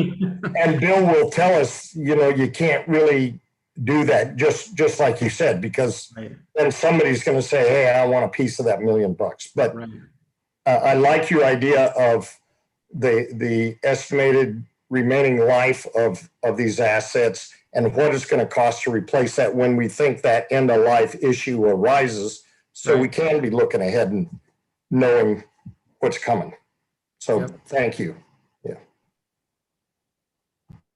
Any other questions or comments for Joey? Go ahead, Jim. Question I had, but I'm not sure if it's for Joe or not, but it's more of, and I like I think what Joey was describing was a, so Buzz was talking about, I think just about the time he left was kind of a building improvement committee or something, whatever it was called, buildings committee, whatever. And I guess I'm not entirely sure if that's something that we ever formed or if it was more of a concept, but I agree. I mean, having something like that, to have that community input and awareness and kind of transparency and what some of the issues are, when I think it makes a great deal of sense. I just don't know where we got with that committee formation. Well, COVID. Yeah. Screwed Okay, everything yeah, up. there you go. That's a good answer. It did. It derailed us because that's the direction we were going last year. And everything just hit the brakes. And so we've been so overwhelmed this year with all the changes and different things we had to do. There wasn't any time to really put together a committee, but I really want to put together a good committee and get this done, next school year and be focused in our work, because this is, like I said, I think it's going to tee up the conversations for another bond measure, whether that's in 7 to 10 years, I don't know. But with all the new housing coming in, those kids are going somewhere. No, I absolutely agree. Because when we went through the big bond measure 2009, 2010, we were lucky because we had a facilities assessment. I mean, if we had not had that in hand, we never would have been able to do what we did. And we have that. We have that now. I don't think it was the greatest report ever put together. There's a lot of information in there. Most of it was based on, population and student growth potential and things like that. But I think that it needs to be more nailed down to what the facilities need and what our needs are as far as how we want to, deliver the education and things like that. Well, yeah, to some extent, it gets into what our strategy is as a district. So, like, do we plan on significantly expanding, Philomath Academy? Like, would be one. Right. Right. So, I mean, I agree. I agree completely. And I think you're right. I think it was just we had good ideas in mind, but I wasn't sure if we got to the point of actually selecting members and all that kind of stuff. But it sounds like all that got okay. No, I think it's a great concept. Anything else? Okay, Joy, thank you for your report, your insight and consideration, and bringing a solid report for the board. Go ahead, Greg. But I think Joey kind of asked us, do we approve of his idea? And I totally agree with Jim. I think it's great. And we do need across the community type of committee to look at this. So it sounds like you. Do we tell Joey go ahead and do it? Well, it sounds like he was targeting like September is what I thought. Correct. Yep. I think we're definitely in support of that plan. I didn't want to try and rush anything at the end of this school year and try and put a group together. And then if board members transition out and we got new board members coming in, just start fresh next year. Next year is going to be a really good year. It has to be.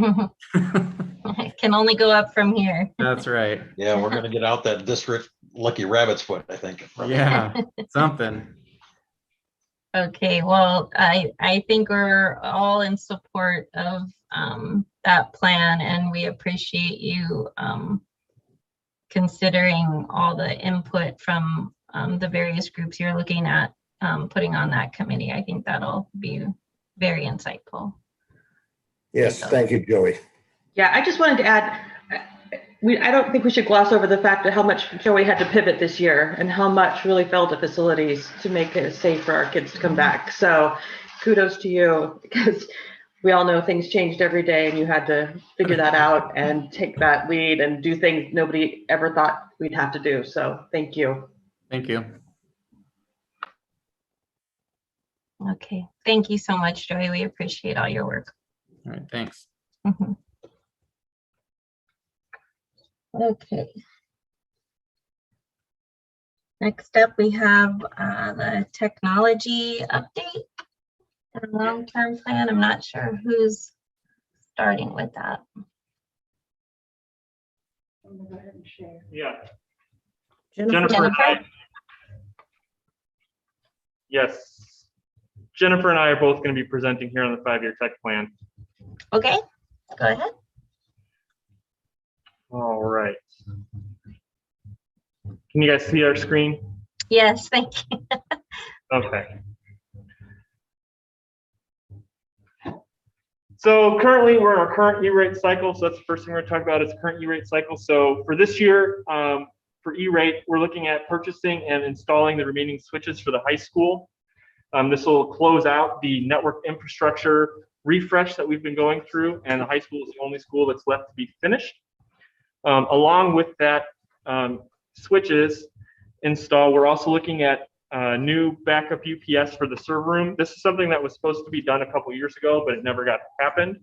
And you know, the backup battery for the servers is essential in case we have power outages, which unfortunately Philomath has quite frequently. So we want to make sure we protect our user data from any sort of power loss.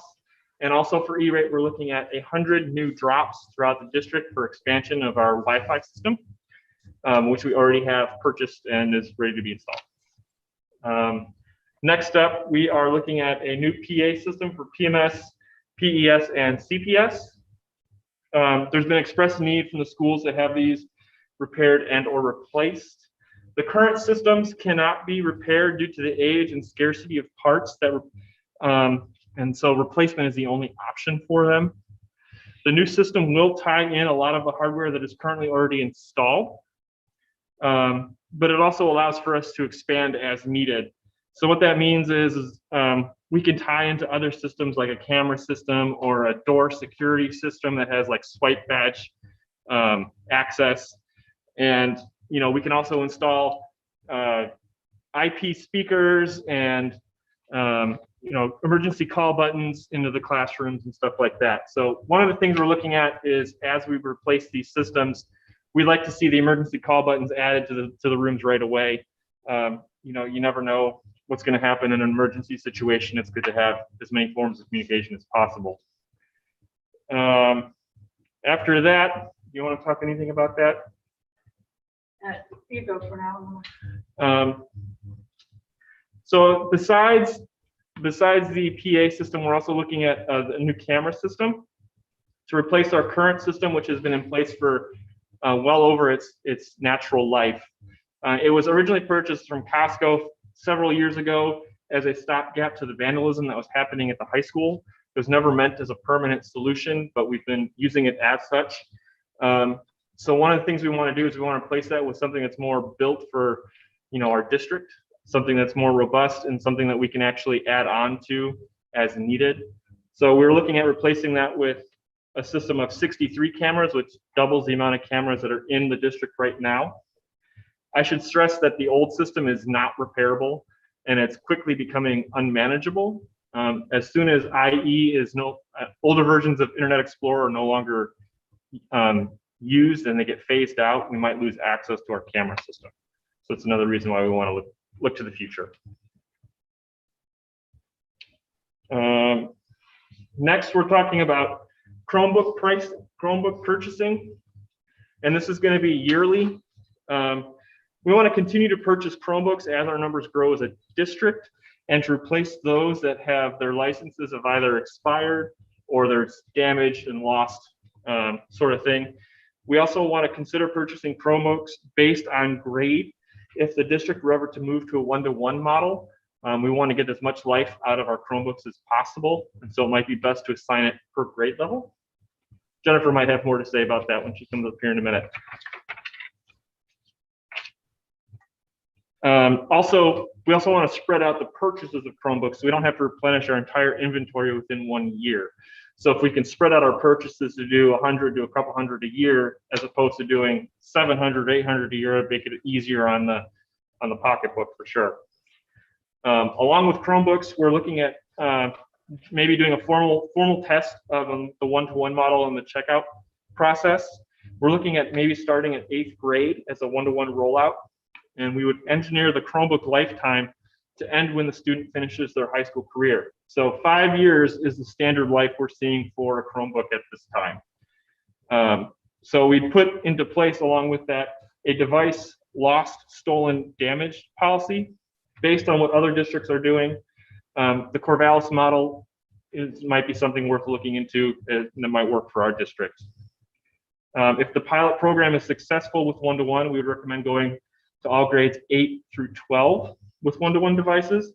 And then after the student graduates, they keep the device because the license will have expired by the time when they graduate, or the same year they graduate, and they will be able to take home that device and keep it. After this all goes together, along with Chromebooks, we're looking at Destiny Resource Manager. With the addition of all the district devices, we need a system that will track and record our assets. Currently, this is done with a simple spreadsheet, but we need a way to assign devices and district materials to a student quickly and efficiently. Because COVID happened so quickly, there was no thought of an asset management system when we first started handing out devices, and this was all recorded basically on a spreadsheet. But that's quickly become unmanageable. We need a way to track our district assets efficiently and timely. We will be working closely with the library media specialist to implement device loaner checkout within the libraries for students who forgot a Chromebook or need one for a project. So if we were to move to one-to-one and a student were to forget their laptop, they would still have access to one through the library. They'd go and check one out for the day and check it back in. But at least every time a student checks out a device, it's assigned to a student. We know where it is. Along with Destiny Resource Manager, we're looking at ClassLink, rolling out ClassLink for students. This is single sign-on for students to access all their school materials. It'll be pushed out to all the Chromebooks for easy distribution and use. It'll just be an icon when you log into the Chromebook, and you click on it, and it'll bring you up to the ClassLink homepage. And from there, you have access to things like Canvas and Google Classroom and all your other classroom materials. The idea is this is used with SIS, so it pulls in all the student data. When a student is enrolled in school, the account is automatically created. And what that does is it creates the account for all these added things like Canvas and Google Classroom and their school ID and login for the school computers as well. But it allows them to have one password for everything. They're not required to remember 30 different passwords to the 30 different places they have to go for school.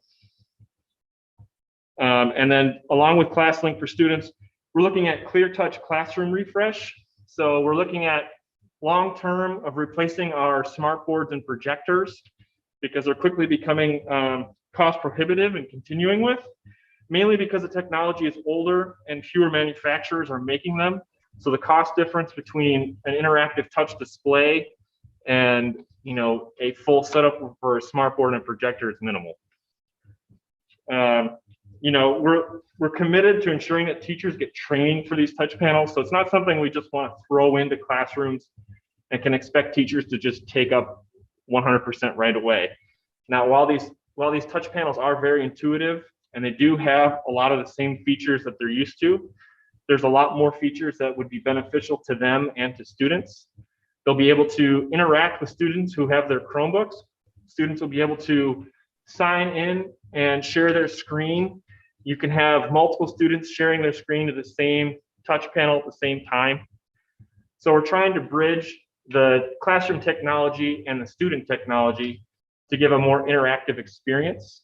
And with this training that we would have provided for the teachers, they'll be able to do a lot of this themselves. And with that, I'm going to see if Jennifer has anything else.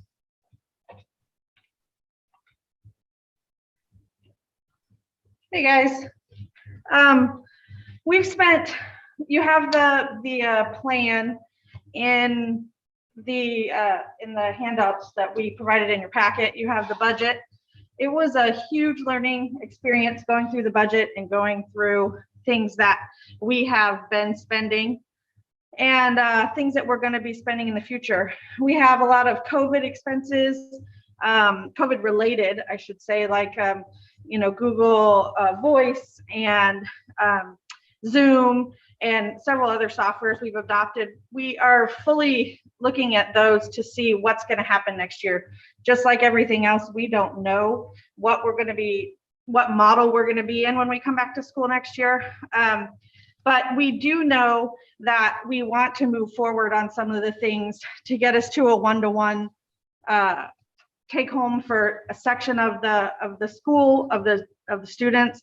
With that adoption, we would still provide classroom devices and carts in the lower levels of the school. So every student will have an opportunity to have one, just not all of them will be responsible for taking them home and bringing them back. Another thing Mark and I and Susan fully agree on is not implementing technology that we cannot provide training for. We are going to really enjoy having a media specialist here so we can all work together. In my mind, I kind of envision the media specialist having a few teachers at each school that he or she closely works with, and we have a train the trainer model, and it just gets passed down.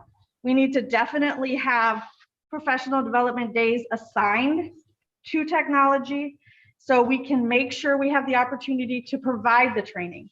We will find the training, bring it to the schools. We just need the days to do it. I have some connections with one of our vendors, Trox, who has great resources for teaching teachers as well. I mean, with the media specialist here, I think that that's going to be huge. Also, the laptops for the teachers, and will you move the mouse for me? The laptops for the teachers have been great. I think that we are in a learning stage back in class, making sure we know how to use everything. With these touch panels, one of the cool things is they come with their very own computer. So the staff computer can be their working computer. They can share to it and broadcast what's on their screen, but they will also have a fully working screen here as a second computer along with it. So that's one of the benefits of not just having a projector tied to their machine. So we will be evaluating learning management systems. I know that's been a topic of conversation. We really feel that next year will be the time to do that with direction formed after we're back in school and we know kind of where we're going. So that is on the radar as well. I think the safety device upgrade, you've gotten a lot of information about that. So it's kind of all we got. But we've learned so much about everything. So what questions can we answer? Are questions from the board for technology department? Yeah, I had a few questions, but I guess the main question is, and thank you for the summary that's in our board packet was very complete, but and thanks for going through this so concisely, I guess. I was having a hard time though, just trying to reconcile. So what's going to happen July 21 through June 22. And yeah, I understand the PA system and the cameras and all that, but I'm not seeing where those expenses were showing up in the spreadsheet, I guess. For which year? 21, 22. So I need to drag this. I mean, I think ballpark. I mean, it's a $250,000. It's not showing up in the spreadsheet. I mean, just to get right to it. So, and I understand that it's and I understand it's something we're going to talk about. And I guess take action on tonight. But I mean, in my mind, the purpose of the technology plan is to do that projecting and forecasting of what the future needs might be. So you're saying for the 21-22 school year, you're not seeing a projected need? Well, is it in the spreadsheet at all? I'm not seeing it in the spreadsheet. And I guess what I would say is, when everything's all said and done, the story that goes along with the spreadsheet should all be pretty well integrated. And is the spreadsheet you're talking about the one that we see on the screen right now? Don't see anything on the screen. The one that's in my packet on the page. Starts Page on 28. 28, yeah, 28, 29, 30. Oh, it's paused. Oh, screen sharing is paused. How did that happen? Oh, resume share. And I guess what I'm saying is, I don't probably want to dwell on it, but I mean, if the technology plan is working well, we would have been projecting or forecasting these needs like cameras and PA systems like 2 years ago. You know what I mean? Well, I certainly do know what you mean, sir. And we're doing the best we can with being able to project now that we are the ones projecting. Yeah, well, I know you're kind of, yeah, I get it. I mean, you're kind of left holding the bag, you know. So I don't, like I said, I don't want to dwell on it, but it's kind of like if the process is working well, we will see this big blip coming ahead of us, and we'll get ahead of it, right? But right.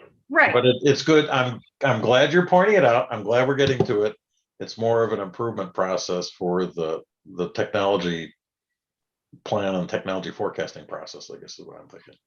It is. Well, and to be honest with you, the PA systems, you know, that was one of those things where we have been saying, hey, it's going to break, and then I don't know, I know I've said that a few times, but then it got lost in the shuffle, and it's one of those, well, now it broke and now we got to fix it.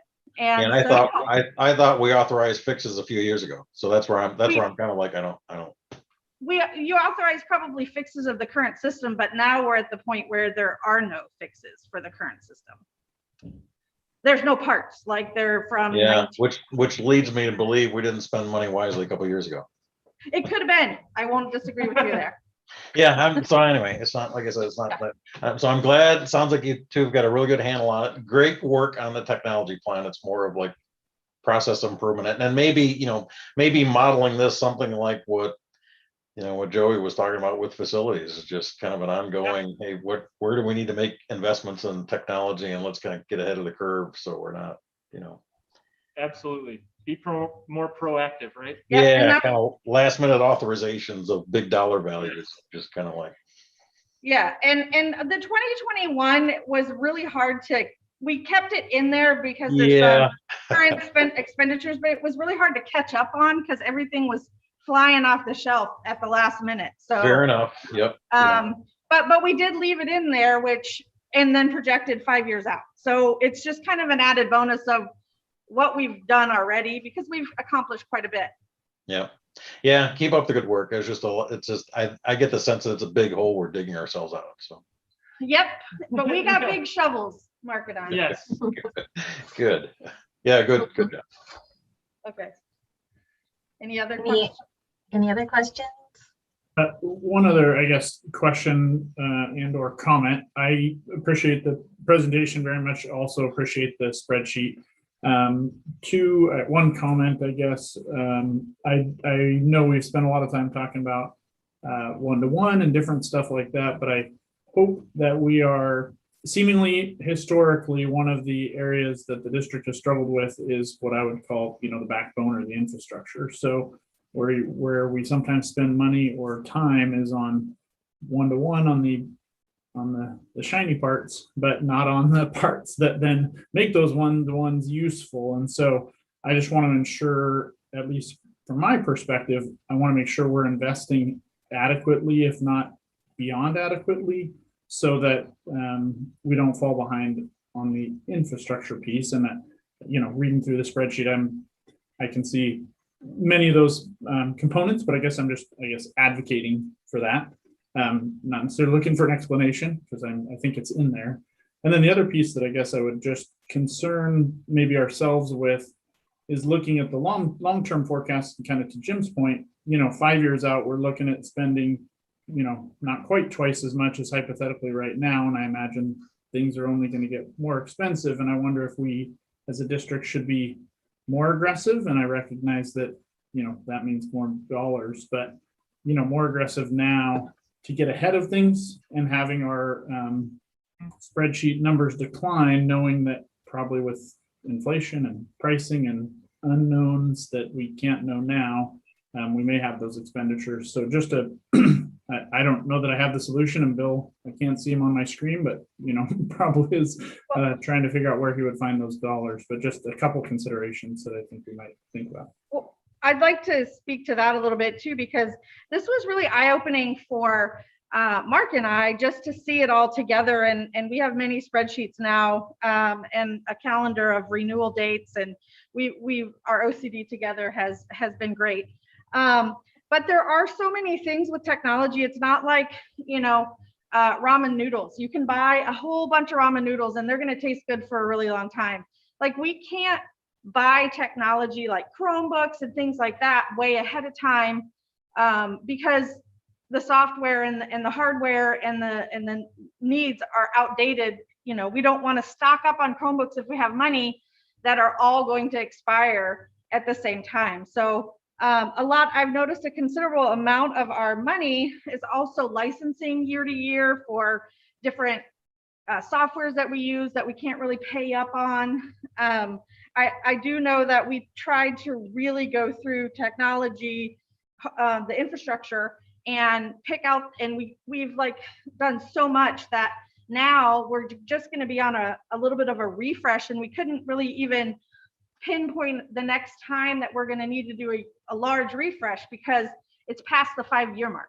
So short of putting aside that money ahead of time, which like in Joey's case doesn't seem to be super possible, that's why the numbers are a little harder to pad on one end or the other. But I do agree that things that we could spread out in the spreadsheet, we will definitely take more of a look at and see if there's something that we can do.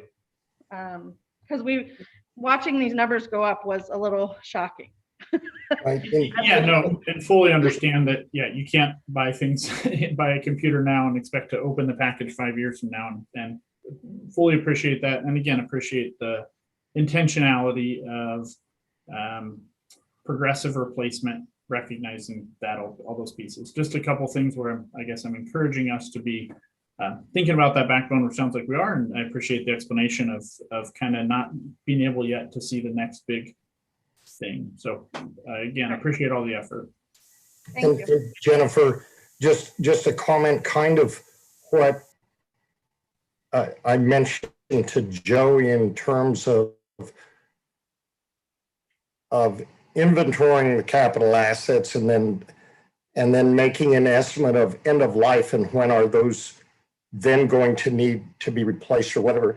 And I think we can apply the same thing, where that's kind of what I was expecting in the technology plan, that our servers aren't going to last forever. There'll be different closets you need to replace, workstations, Chromebooks, et cetera. And pick, assign some type of end of life, even though, and what you estimate that the cost may be 3 years from now or 5 years. And that kind of ought to be, not that we have the funds to do that, but at least identifying, we can look at, the board can be looking ahead, you can be looking ahead at, okay, in 3 years, we're going to need to come up with $500,000 for this, or 5 years, $750K for for more of this infrastructure and something like that. So at least a budget, a forecasted budget could identify when we're going to hit those critical technology end of lives that we're going to have to replace something. Even if it's just an estimate, it's something. Yeah. Yes. Right. Yep. And we're looking at that as well. And with things being replaced this last year, we can ballpark server life, at 10 years out or whatever it is, and get closer to that once the company decides when they're going to actually end of life the equipment for us. Exactly. We just don't want to see you in a constantly dog paddling and trying to keep your nose above the water thing. Yeah. And I think that's what we're asking, is forecast out some. And I really appreciate the summary and the spreadsheet. Yes. Thank you both very much. Yes. Maybe just one more comment too, and then I'll shut up. But and so this is great. And you know, certainly acknowledge this past year has been, you know, especially from a technology perspective, has been a real unbelievable test. But you know, it feels like what we're doing now is kind of, you know, fixing the plumbing. You know, we're finding leaks, we're finding things that are not working, you know, blah blah blah. But then, you know, push the board and drive this conversation about, you know, what do we need to do for our kids, right? Because I think this is just kind of fixing what's broken and what needs attention at the moment. But at some point, this translates into, hey, how is our investment in technology helping our kids succeed and getting them ready for college and a career retreat, right? Look at our vision and how does a technology plan support that, right? So we'll get there, but at the moment, we're just kind of fixing stuff that needs to be fixed. So, but great work on this. Thank you. Thank you. I also have a question with the plan in the near future being the one-to-one model. Can you tell us where we are currently at? Well, kind of like we talked about at the last meeting, the numbers of our devices very closely matches the number of students that we have currently enrolled, as well as, I mean, the 100 isn't gonna, you know, 100 more students isn't gonna necessarily make or break us on the Chromebook front. We're not sure what's going to happen when we get them back, but the models that I've been reading from other districts is less than the 10% that we are figuring. So we are actually sitting fairly, I mean, I hate to say definite one way or another until we actually get all the devices back that have been put out. But we're really good with having a device for every student to use in the classrooms, if that's what the model the teachers are choosing. That's why we are pursuing the 8th through 12th one-to-one idea and starting with 8th grade and talking with Steve Bell again today. He's very on board with that model. We got to start somewhere, see how the responsibility goes and get it out there. But at the elementary schools and the primary schools and 6th and 7th grade, there will be a device available for every kid. Now, whether or not that's a take home kind of situation, we're not there, obviously. I'm not even sure that the district wants to be there. So having them available in a cart, having them available in groups in the classrooms where the teachers can utilize them, that's our goal. And I'm pretty confident that we can succeed in those needs for next year. Okay, thank you. And I just point out too, I think when we look at these plans, especially here in the plan we were presented with today in terms of the PA systems and the cameras, we consider student and staff safety as our first priority. And I think that's why it's important to address some of these other technological issues that there are being proposed in our packets today in terms of PA systems and cameras. And then in addition to, and then of course, following that is the impact on student learning, which is also our top priority. So we have to consider both of those in terms of our budget. So I just wanted to point that out. And thank you very much, the technology department, for your presentation today. It's very informative. One of the things I wanted to share with you that Mark and Jennifer and Bill and I have talked about also, and we're in the infancy, but kind of a target for us is being able to take a look at our goals as a district. And I put touch panel things because I couldn't remember clear touch when we did this. So, but it was kind of like, what's the activity we're looking at to deal with having competent readers, writers, listeners, and speakers? And where do we need to have those things in a 5-year process? What's its purpose? And so we're looking at the things that we purchase. What do they support for students in their learning? The other side of it then goes back to our vision and our key success factors for things like a purchase of a digital literacy assessment. It's going to address the 4th and 7th grade targets about technology literacy. What's its purpose? And so it's really about taking the technology as well and lining it back into instructional purpose. And so we're making decisions in that way. So the idea is to try and do what we can to have everything aim back to a purpose of what we believe is important for students. So I just wanted to share that as a kind of an offshoot of some things that we've shared to start working on. Susan, that's super. Yes, I think that's exactly what the excuse me, the board is really looking for is where are we going? What's the plan? How does it fit in meeting our district goals? Yes. So thank you. And Greg, Mark and I are working on learning how to say what she just said in ways that, you know, make sense to you guys. So we really are working on it. That's the stuff that we talk about, that we think about. That's why we're here. And she just knows how to say it all like admin. And so we gotta practice some of that. So thank you, Susan, for bringing that in, because we would have been stammering and stuttering and be like, can you just read the screen? Because it's got it all right there. Well, the other side is I call them. It's a process, Jennifer. And you know what to call them. So yeah, we'll fill in clear touch, and then you just say the rest, and we're good to go. Touch things. I like the touch things. Hey, that maybe for Susan or Shelley, what did we need to take action on, or is that just informational on the bids? The action we would like to have taken on the bids, and so it is for the bids that we've got to be able to look at the intercom and safety device upgrades. And I would also like, please, if at all possible, a motion to approve the change in our current student investment account plan for this year. So is this then the safety plan update? We're just grouping it together? Yep. Okay.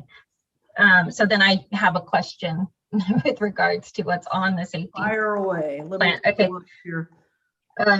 So we talked about adding or replacing and adding for a total of 63 cameras, which Jennifer mentioned that would double the amount of cameras that we currently have. Is that, to me, I mean, that maybe that's excessive and we don't need to spend that much money. Did we consider putting in less cameras and having a savings associated with that? So there is there's a standard which we're trying to achieve, and after talking with the building admins as well as talking with the installers, we're going to have another meeting and discussing with the safety committee about the things that need to be covered district wide. Right now,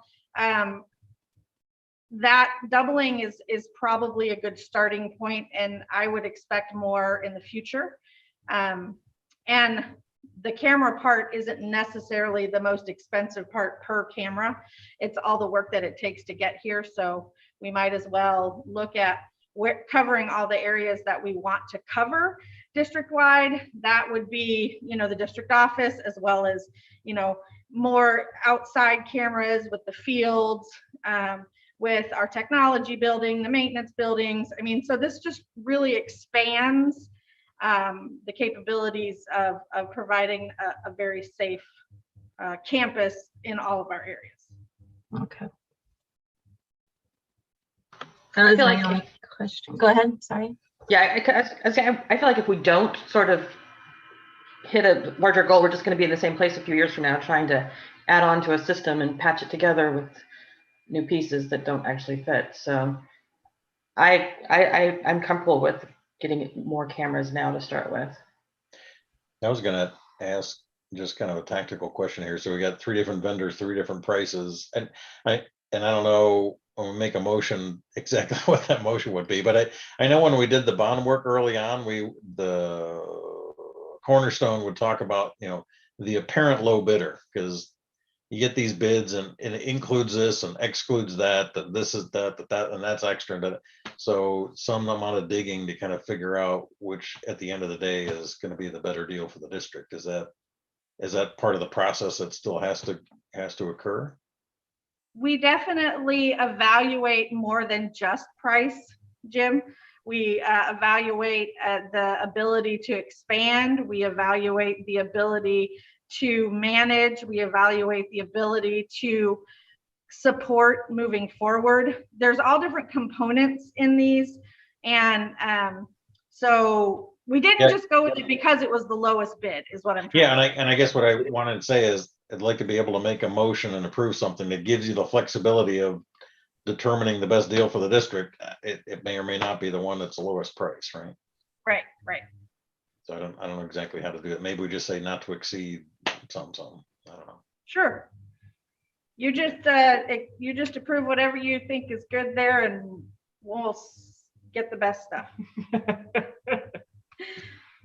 I think a motion could be to approve the proposed safety plan with the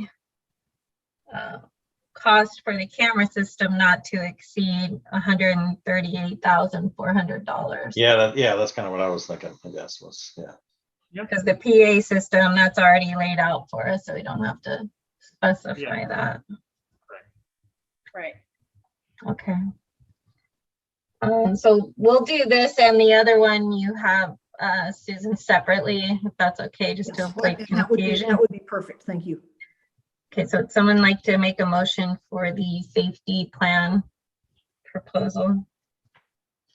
I guess I'll make a motion that we approve the safety plan as presented in our packet, with including the upgrades to the PA systems for school buildings as outlined, and camera systems not to exceed $138,400. I'll second that. Okay, we have a motion and a second for the safety plan approval. All in favor say aye or raise your hand, please. Aye. Any opposed? Okay, perfect. Safety plan passed. And then the, thank you we very just much. skip. I'm sorry. Thank you. Oh, you're welcome. Sorry, I'm just looking through my notes for your other. Okay, so we need to make a motion to approve the proposed SIA budget adjustment. Is that correct? Okay. So if you recall earlier in Susan's report, she gave us some adjustments within the proposed budget. However, the total budget amount remained the same, which was a total of $417,924.56. So we just need a motion to approve the adjustments within the SIA budget, which is now up on our screen. I move that we approve the SIA proposed budget adjustments as presented by the superintendent and we see on the screen. Do we have a second? Thank you, Anton. Okay, so we have a motion and a second to approve the proposed SIA budget adjustment. All in favor, raise your hand or say aye, please. Any opposed? I'm gonna say yes, but can we put that in the packet? Because I think at the moment it's just shared. Yeah. From like, we'll make sure that that's there. okay, I'm okay. I say yes. Yes, that's good request. Thank you, Joe. Okay, thank you everyone for that. Bill and I are learning how to read each other's notes. Okay. And we just wanted to say thank you for bearing with our our first run at this, and we promise we're just going to get better from here. Yes. More to come. Yeah. Thank you, Jennifer and Mark. You did a great job. We appreciate it. Echo the thanks we gave to Joey, especially this year. Technology, we kind of run you through the ringer. So thanks for all the hard work this year. It's been great support. Cool. Thanks, guys. Thank you. Okay. So next on my agenda, I have the Philomath City requested. I know you touched on that in your superintendent report. Susan, did you have more information? Not at this point. What I've done is reached out to Chris Workman to be able to meet with him, to be able to have discussions about both the easements for the water lines and the request for the 16th and Cedar connection, and to be able to walk that property.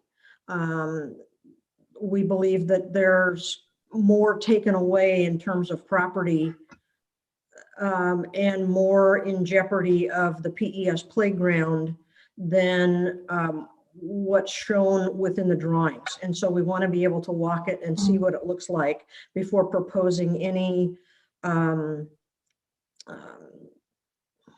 motions for any kind of action at this point in time. And so if there were to be something that would come to the board next month for action, I think we would appreciate being able to have the option of walking the property as well. I agree. And then also probably just a follow-up to make sure that all the work that was to be done on the near the cross-country course and the easement that we gave them, make sure all of that's been completed as well. Get an update on that. Yep. Anything else from the board with regards to the city requests? Okay. On to the consent agenda. I'm sorry, Shelley. Initially, she dialed in here and then she probably went to our YouTube video, but Teresa Nielsen is a city council member and she's the liaison to the school board for the school. So when you set up those meetings with Chris Workman, I would recommend that you include the councilwoman also. Great suggestion. Thank you. Yeah. Thanks, Greg. Okay, so our consent agenda, I'm trying to keep track on my computer at the same time. I'm not sure what page. But as long as you all have it in front of you, we'll look to approve our consent agenda unless there's any questions with the content. I have a question.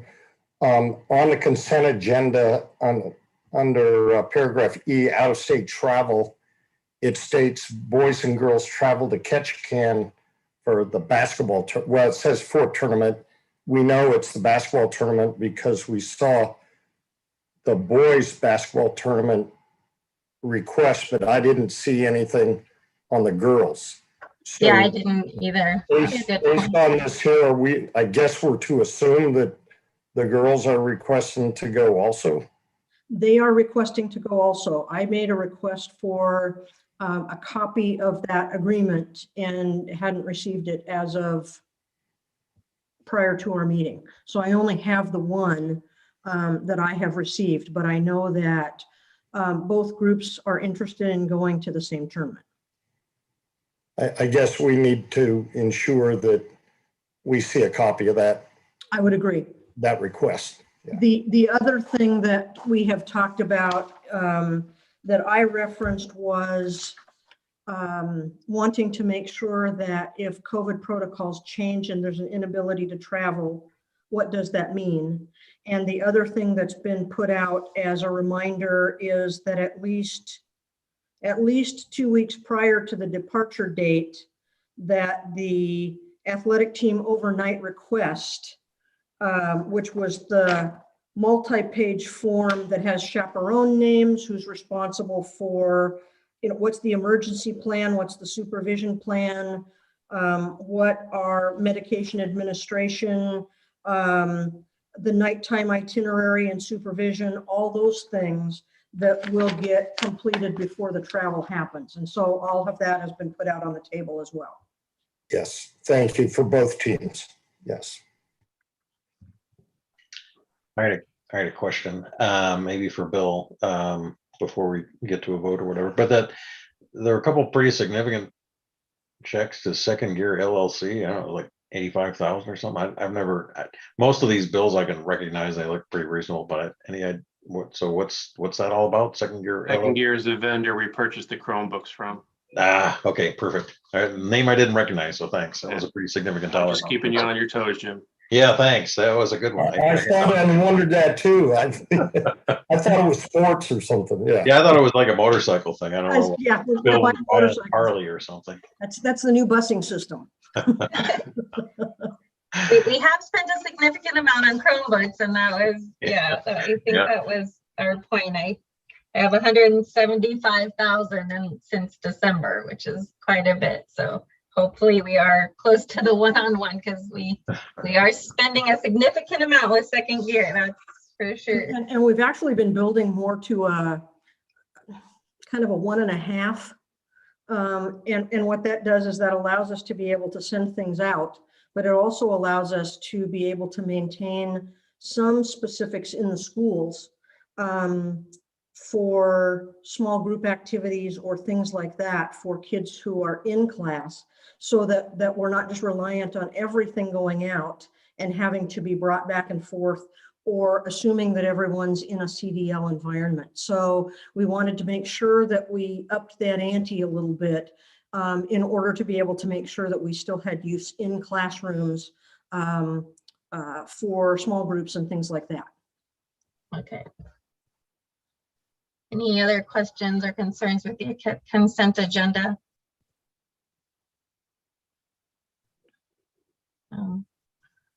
Okay. I don't know if I can see everyone. Do we still have Karen? I don't see Karen, but I wonder if oh, here she's back. There she is. Okay. We'll just wait till she gets connected. There, looks like she's connected. Okay, any other questions, Karen, on the consent agenda or comments? I'm so sorry. It turns out the tech department here is not working very well on my internet. So I have a ticket in. So I dropped out just as you guys were talking about the Alaska trip, and I'm so sorry to have to make you repeat things, but I think what you guys were saying is that we were still looking for the form that has the information about the chaperones and those kind of plans. Is that correct? We need we also needed the agreement. You can see the agreement in our packet for the boys team. Right, we but not the also girls. Need the agreement for the girls team. Okay. And then Susan said she would follow up with all of the other information once we approve the trips with regards to chaperones and those sorts of things. Okay, so we are voting on this trip tonight in the consent agenda. Is that correct? That is correct. Okay, all right, sounds good. Thanks for catching me up. I apologize. That's okay. Any other questions or concerns? Not for me. Okay. So would someone be interested in making the motion to approve our consent agenda? Maybe Greg can make the motion with the stating your concern you had on the. Sure, I'll. For women's. Excuse me. I move that we approve the consent agenda with the stipulation that we still require the completed form for the boys travel, and we need to see the girls' request. Second. We have a motion and second. All in favor, please raise your hand or say aye. Any opposed? Okay, consent agenda approved. Thank you. Also in your packets, we have a co-op agreement between Philomath High School and ALC to approve the co-op agreement for the baseball and softball teams, so that the ALC students can come play at Philomath High School, because they don't offer those sports in ALC. So we do need a motion to approve the co-op agenda or co-op agreement. Just a question. I think we know the answer, but a clarification that if the board approves this, that Philomath School District is not going to provide any transportation back and forth between LC and Philomath High School. That is correct. Okay, thank you.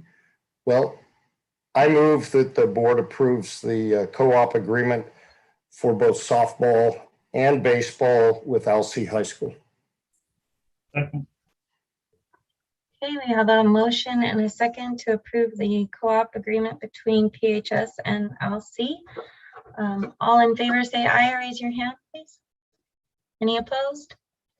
Okay, and pass, thank you. Now we have resolution 2021-05, a change for state assessment. Susan, I'm gonna turn that over to you, please.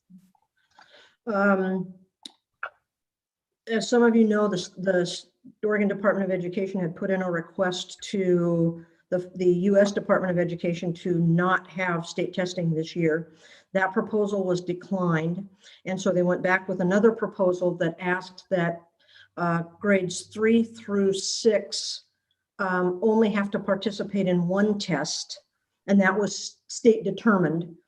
So schools didn't have a choice. And 7th grade, 8th grade, and 11th grade would have to participate in 2 of the tests. And they would be abbreviated versions from prior years.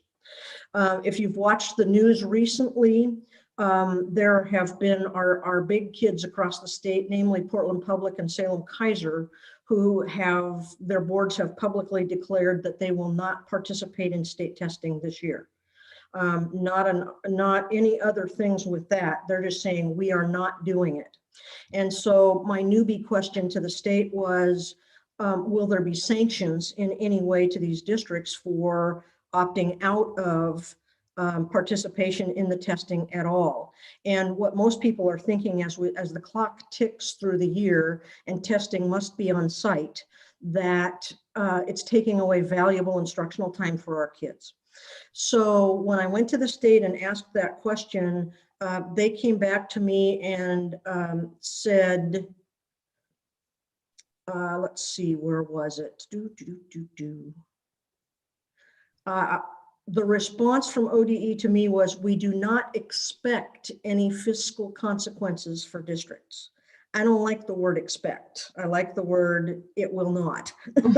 And so rather than going through a total, no, we don't want to participate in state testing this year, rather than the typical model of opting out, which all students test, parents have the opportunity to opt students out, to change for this year to an opt-in model. And the reasons for doing this really, or the reasons for the consideration, are truly about instructional time. Also, if you look at some of the lower pieces of the resolution, near the bottom of page 54, whereas the Oregon Department of Education lists 12 threats to valid interpretations of summative assessment this year.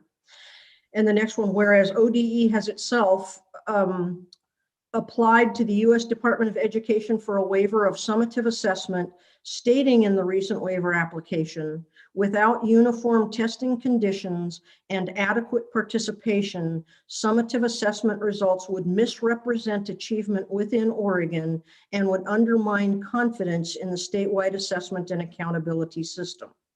In 2020-21, the foundational conditions for summative assessment cannot be met, which means summative test results would not be reliable, comparable, generalizable, or valid for their intended purposes. And so you have this going from our own Department of Education to the US Department of Education, saying, gee, we'd like you to participate, but the results aren't in this environment and what we've been through reliable, comparable, generalizable, or valid. And so under the auspices of, or under the desire to enhance the student instructional time that we have, and knowing that the results based on this really won't provide us with what we need for this year, the testing for Philomath this year would mean if parents want their students tested, or if a student 18 and over wants to participate in testing, they will need to provide that information to us that they want to test. Otherwise, there's the assumption that we won't test other students. So Susan, how would they, how how are we going to notify parents should we We will approve this have- resolution? We will have a letter and a form that goes out that says for state test participation this year, if you want your child to test, or if you're 18 and older and you would like to test yourself, let us know and we will provide that for you. And so the form is, we have an opt-out form that we use in all other years. This year would be an opt-in form. And so what that does for us, we believe, is the number of students who want to participate in testing will be small. If it's larger, that's good too, but it gives us the opportunity to increase instructional time without the risk of any financial potential issue for just saying wholesale, we don't want to participate, and but gives us a chance to do the best we can. And just pointing out that the resolution states it's just for the year fiscal year 2020, 2021. And then it would just automatically go back to the opt-out option the following school year. Yep. The other part of this is a Division 22 requirement. And so what we will need to do on our Division 22 standards in the fall is we will say we didn't meet Division 22 standards in statewide assessment, and our corrective plan is we're going to go back to the way that it always should be done in the 21-22 school year.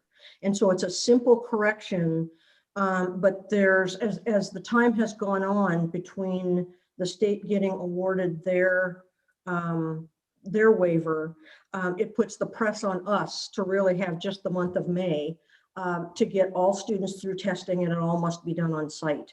And with the questioned validity of the results, that's why I wanted to put this forward to the board for your consideration.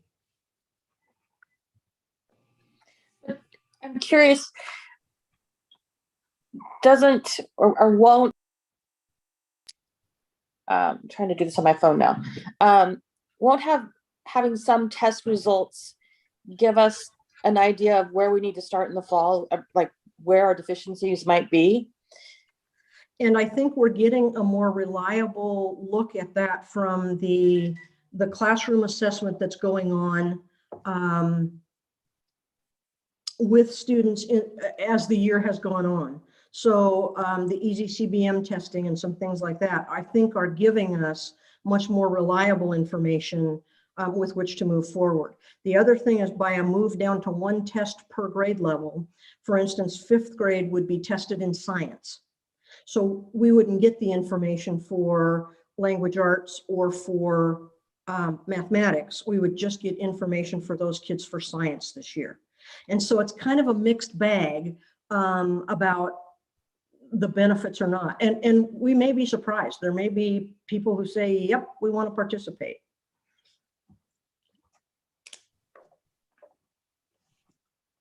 Well, just a question, Susan. The biggest concern, really, in addition to whether that's really going to provide accurate assessment, is the student learning opportunities that's just going to take out a lot of that, especially once we're now starting to get back in face to face. And that's really the concern. They have shortened, Oregon has shortened the tests, and that may become a more long-standing thing than just this year, which people will probably feel very good about. I'm just trying to do a quick search to see if I can find what we're talking about in terms of students and time. Content area testing time. English language arts is set to take roughly an hour in terms of the way that it's set up. So really we look at that as anywhere from probably 45 minutes to an hour and a half, depending upon how students do. Math, we're looking at an hour. Science, we're looking at an hour and a half in terms of testing time, which when you think about it in 1 or 2 sessions doesn't seem too bad, but it's it's some areas that may not have been addressed in this school year that would be content tested in these.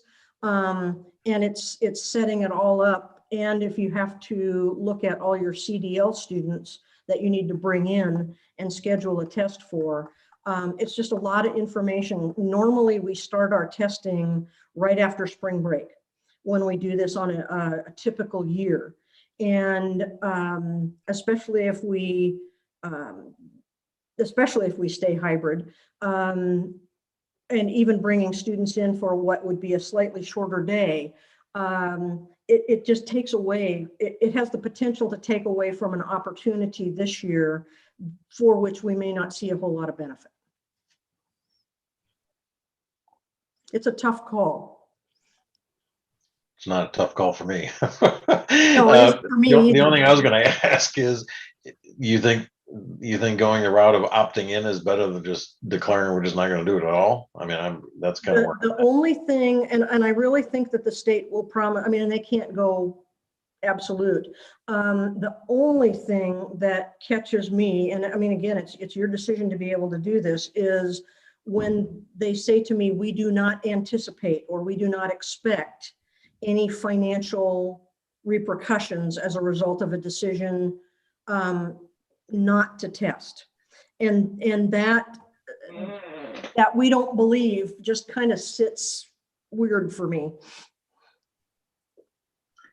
they don't know financially what's going on next week. So I don't know. Right, and I can't imagine that they're gonna pull a lot of, they're not gonna pull, I wouldn't think, Title I funding from Portland Public, but I really don't want to find out.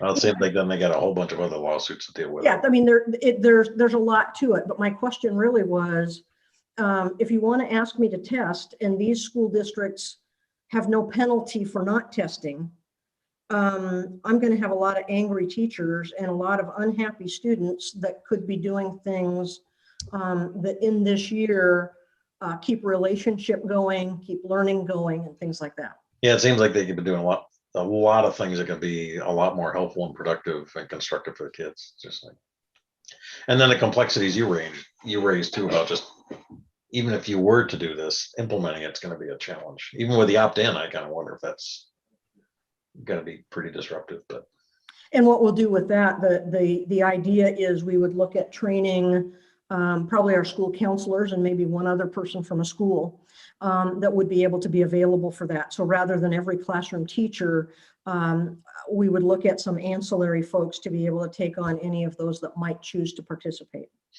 Yeah. Well, I'd like to make a motion that we adopt resolution 2021-05 as laid out in our packet. I'll second that. Nope. Or Greg will. Karen will. Okay, we have a motion by Jim and a second by Karen. One item, Shelley, just a spell check correction in administration when you go to sign it, just adding A in the top, administration in the very top paragraph. In the resolution in the all caps. Second line. Administration. In the title. Oh, Yeah, the second line down. Yeah. Oh, I see. Oh, yeah. Good catch. Yep. Thank you. I'm sure Lillian will make note of that, and then when we sign it this coming week, that'll be corrected. Okay. Well, so we have a motion, a second. All in favor, please say aye or raise your hand. Any opposed? Okay, great. Thank you so much. Thank you for your work on that, Susan, and appreciate it.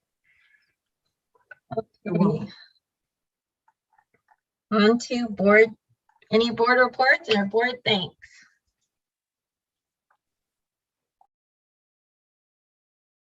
Anyone?